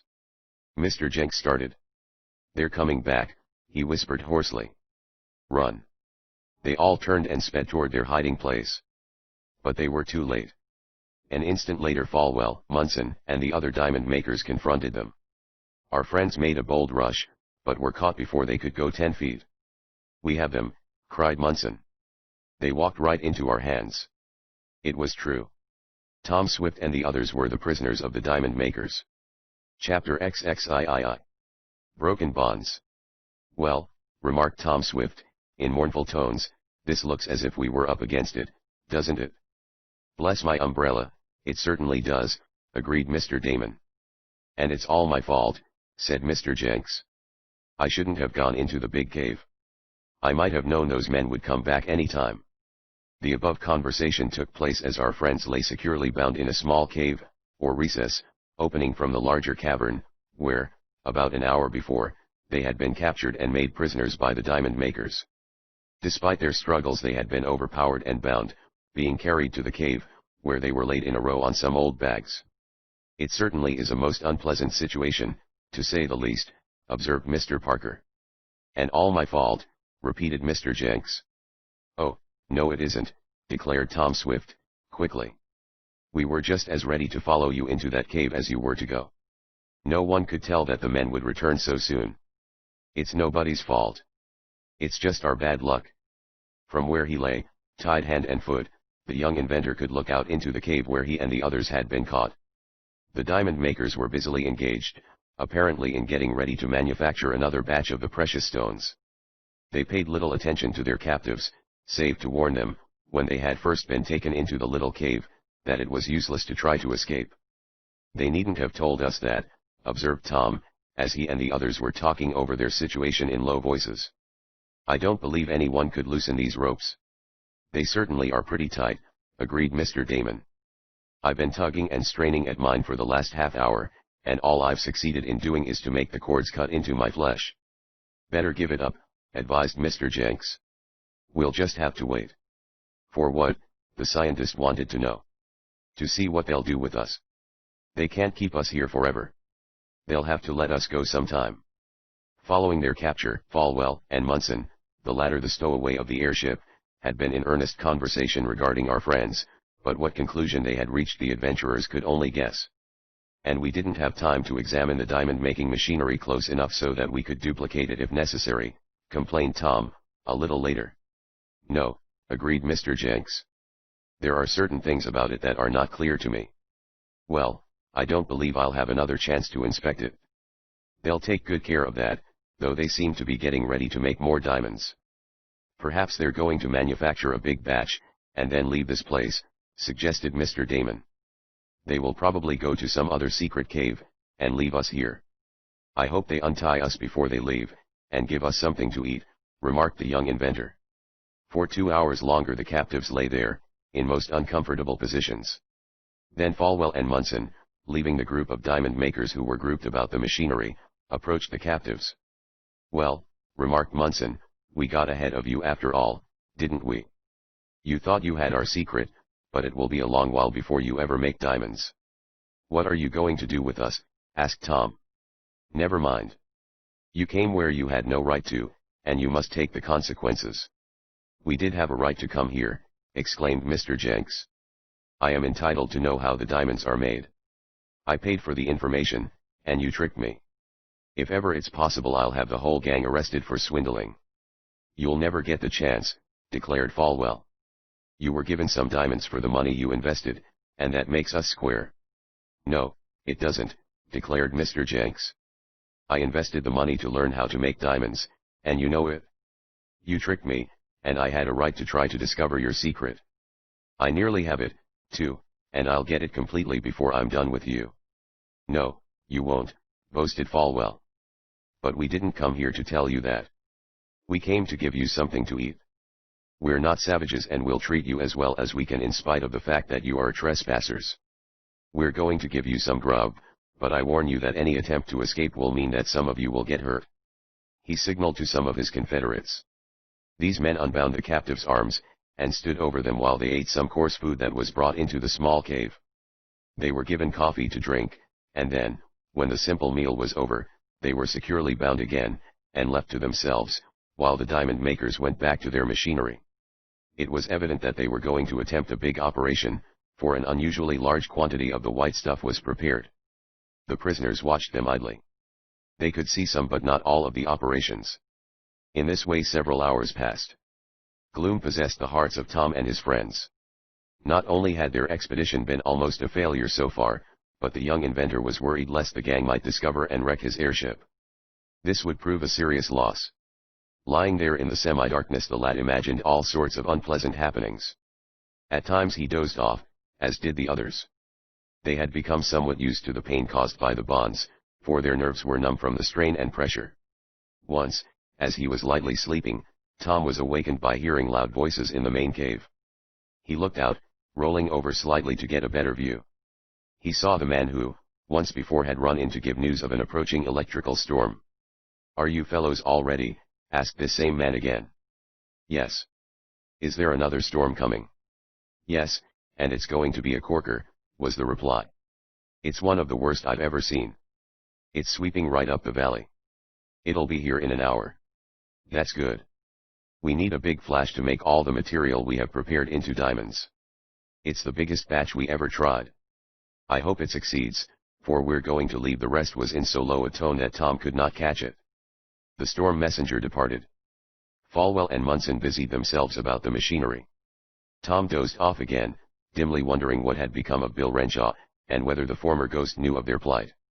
The others were asleep, as the young inventor saw by the dim light of a lantern in the cave.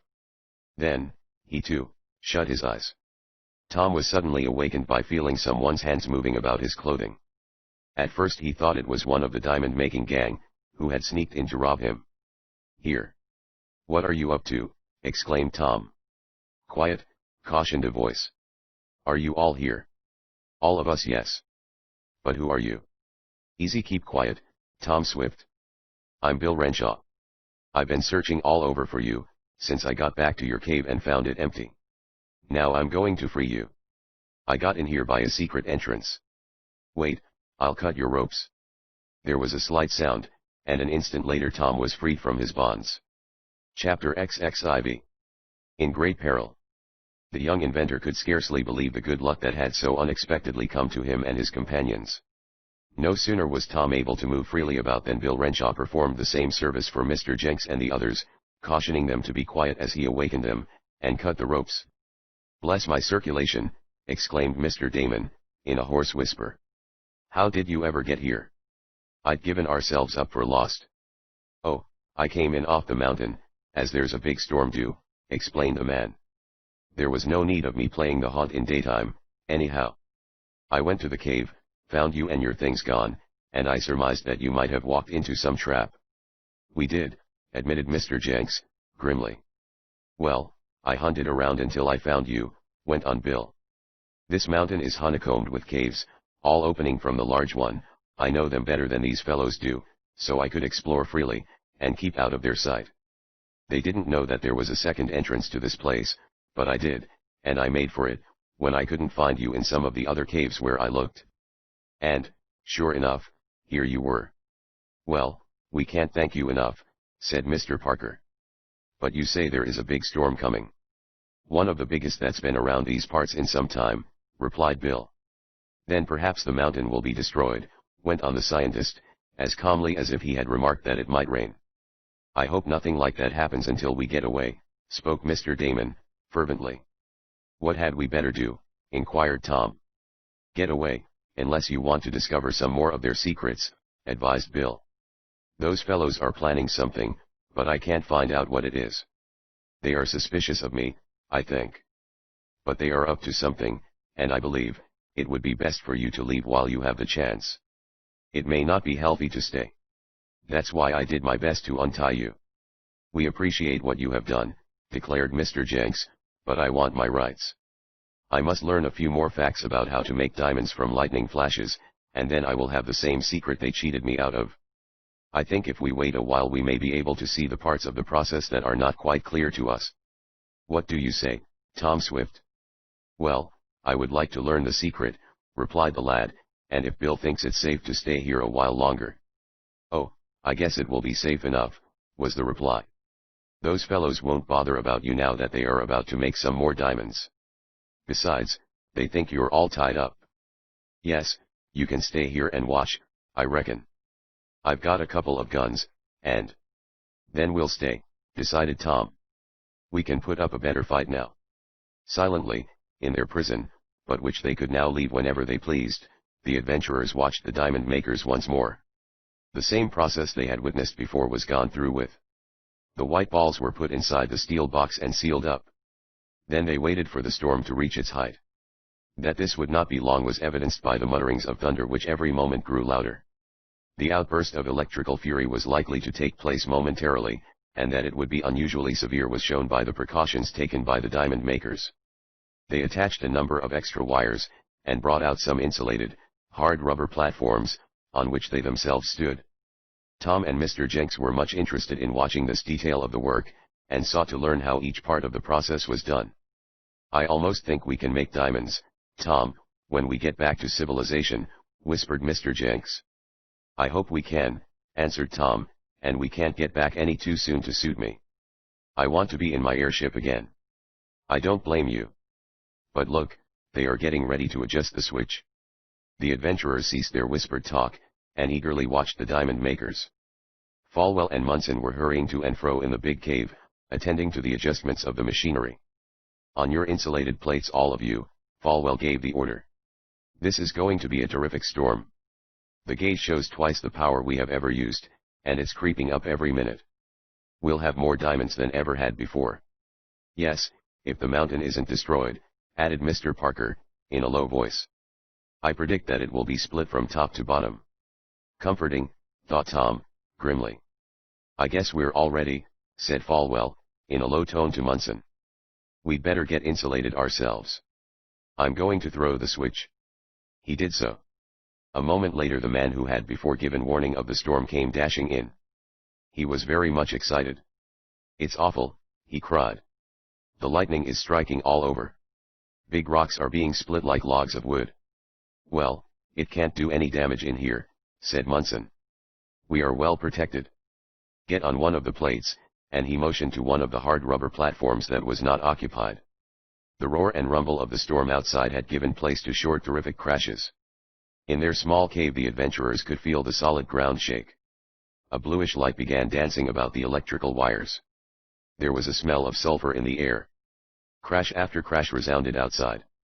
A flash of flame lit up the whole interior of the cave. It came from the copper switch. "Something's wrong with the insulation," cried Munson. "Don't go near it," yelled Falwell. "If you value your life, stand still." Hardly had he spoken than inside the cavern there sounded a report like that of a small cannon. A big ball of fire danced about the middle of the cave and then leaped on top of the steel box. "This is a fearful storm," cried Munson. The adventurers in the cave did not know what to say or do. They were in deadly peril.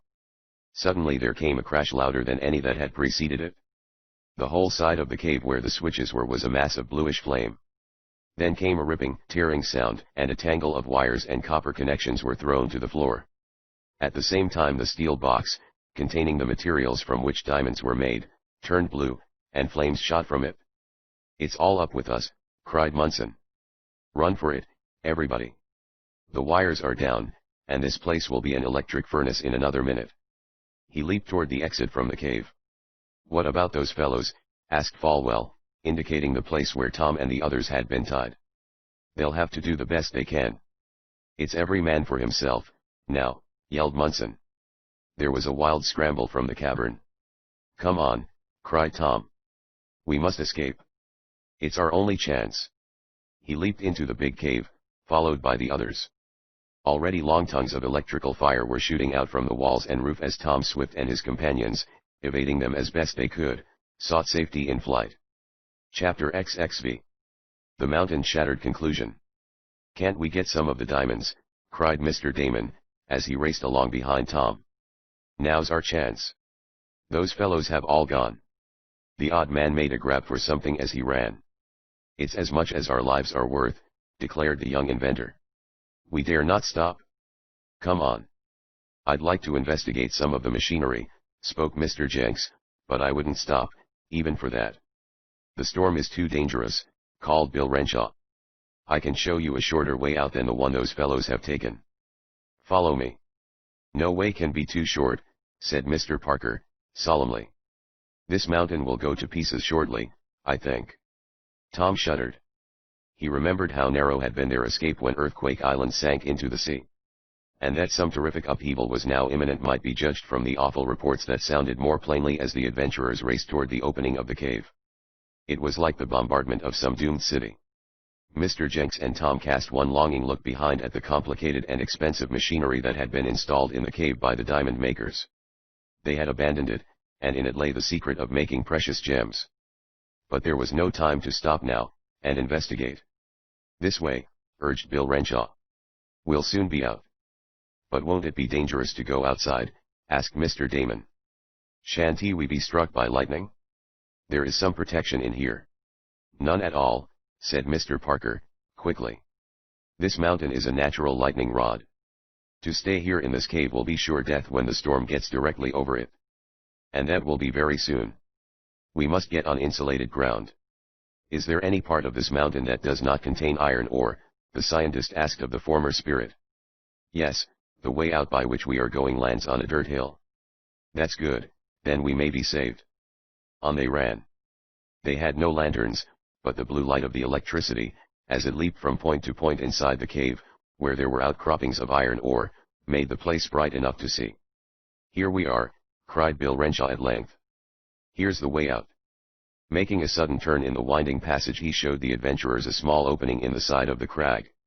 In an instant they had passed through, and found themselves in daylight once more. The sudden glare almost blinded them, for, though the sky was overcast by clouds, from which jagged tongues of lightning played, the outside was much lighter than the dark cave. "I should say it was a storm," cried Tom Swift. "See, it is striking every minute," and all around us. In fact, lightning bolts were falling on every side of the adventurers. Every time the balls of fire struck, they burst open great stones, or seared a livid scar on the face of some cliff. As for Tom and the others, they stood on a dry dirt hill, in which, fortunately, there was no iron ore. To this fact they undoubtedly owed their lives, though had there been rain, to moisten the ground and make the earth a good conductor of electricity, they probably would have been badly shocked. But the electrical outburst was not accompanied by rain. Tom looked up. He saw a compact mass of cloud moving toward the summit of the mountain on the slope of which they stood. From this cloud there played shafts of reddish-green fire. "Look," called the young inventor to Mr. Parker. The instant the latter saw the cloud, he cried, "We must get away from here by all means. That is the center of the storm. As soon as it gets over the mountain, where that lightning rod is, all the electrical fluid will be discharged in one bolt at the mountain, and it will be destroyed. We must run, but keep on the dirt places. Run for your lives." They needed no second warning. Turning, they fled down the steep side of the mountain, slipping and stumbling, but taking care not to step on any iron ore. Behind them flashed the lightning bolts. Suddenly there was a most awful crash. It seemed as if the end of the world had come, and the eardrums of Tom and his companion almost burst with the fearful report. The concussion knocked them down, and they lay stunned for a moment. Following the terrible report there was a low, rumbling sound. Hardly knowing whether he was dead or alive, Tom opened his eyes and looked about him. What he saw caused him to cry out in terror. The whole mountain seemed bathed in fire. Great blue, red and green flashes played around it. Then the towering cliff seemed to melt and crumble up, and the great peak, the top of it containing the diamond maker's cave, from which they had fled but a few minutes before, the entire summit was toppled over into the valley on the other side, and in the direction opposite to that where the adventurers stood. Then came a profound silence, and the lightning ceased. The storm was over, and only the rattle of stones and boulders, as they came to rest in the valley below, reached the ears of our friends. "Phantom Mountain has been destroyed, just as I said it would be," spoke Mr. Parker, solemnly. Once more he had prophesied correctly. For a few minutes the adventurers hardly knew what to say. They arose awkwardly from the ground where the shock had tossed them. Then Tom remarked, as calmly as possible, "Well, it's all over. I guess we may as well get back to our airship." "What became of Munson and the others?" asked Mr. Damon. Mr. Jenks pointed to the trail, far below. The figures of some men, running madly, could be seen. "There they go," he said, "I fancy we have seen the last of them." And they had, for some time at least. There was little use lingering any longer on Phantom Mountain, indeed little of it was left on which to remain. Looking back toward the place where the cave had been, Tom and the others started forward again. The diamond-making machinery had all been destroyed. So, also, had the finished diamonds stored in the cavern and the large supply which had probably been made by the last terrific crash. No one would ever have them now. Tom and Mr. Jenks felt a sense of disappointment, but they were glad to have escaped with their lives. They sought their former camp, but the tent and all their food was buried under tons of earth and rocks. 3 days later, after rather severe hardships, they were near the place where they had left the Red Cloud. They had suffered cold and hunger, for they had no food supplies, and, had it not been that Bill Renshaw knew the haunts of some game, of which they managed to snare some, they would have fared badly, for they had left their guns in the cave.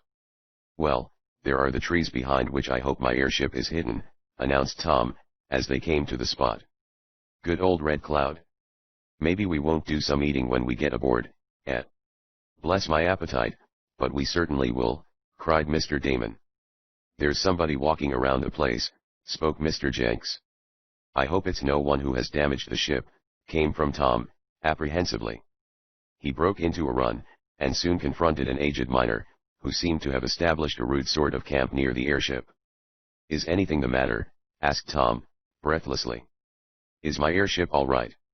"I guess she's all right, stranger," was the reply. "I don't know much about these contraptions, but I haven't touched her.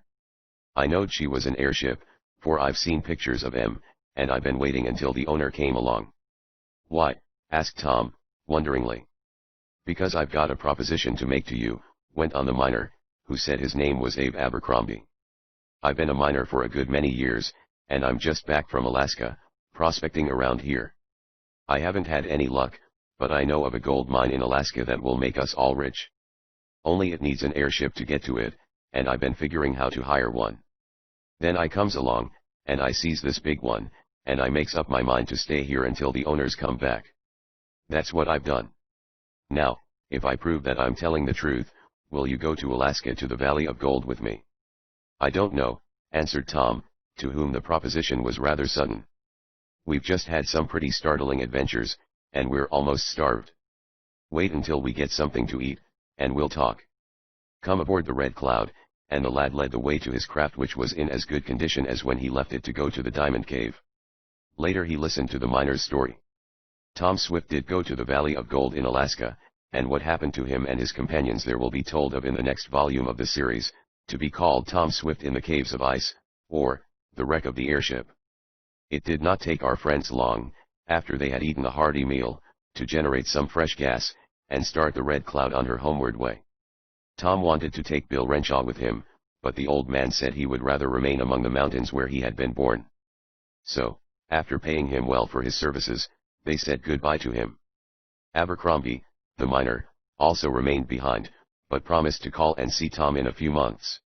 Well, we didn't make any money out of this trip, observed Mr. Jenks, rather dubiously, as they were nearing Shopton, after an uneventful trip.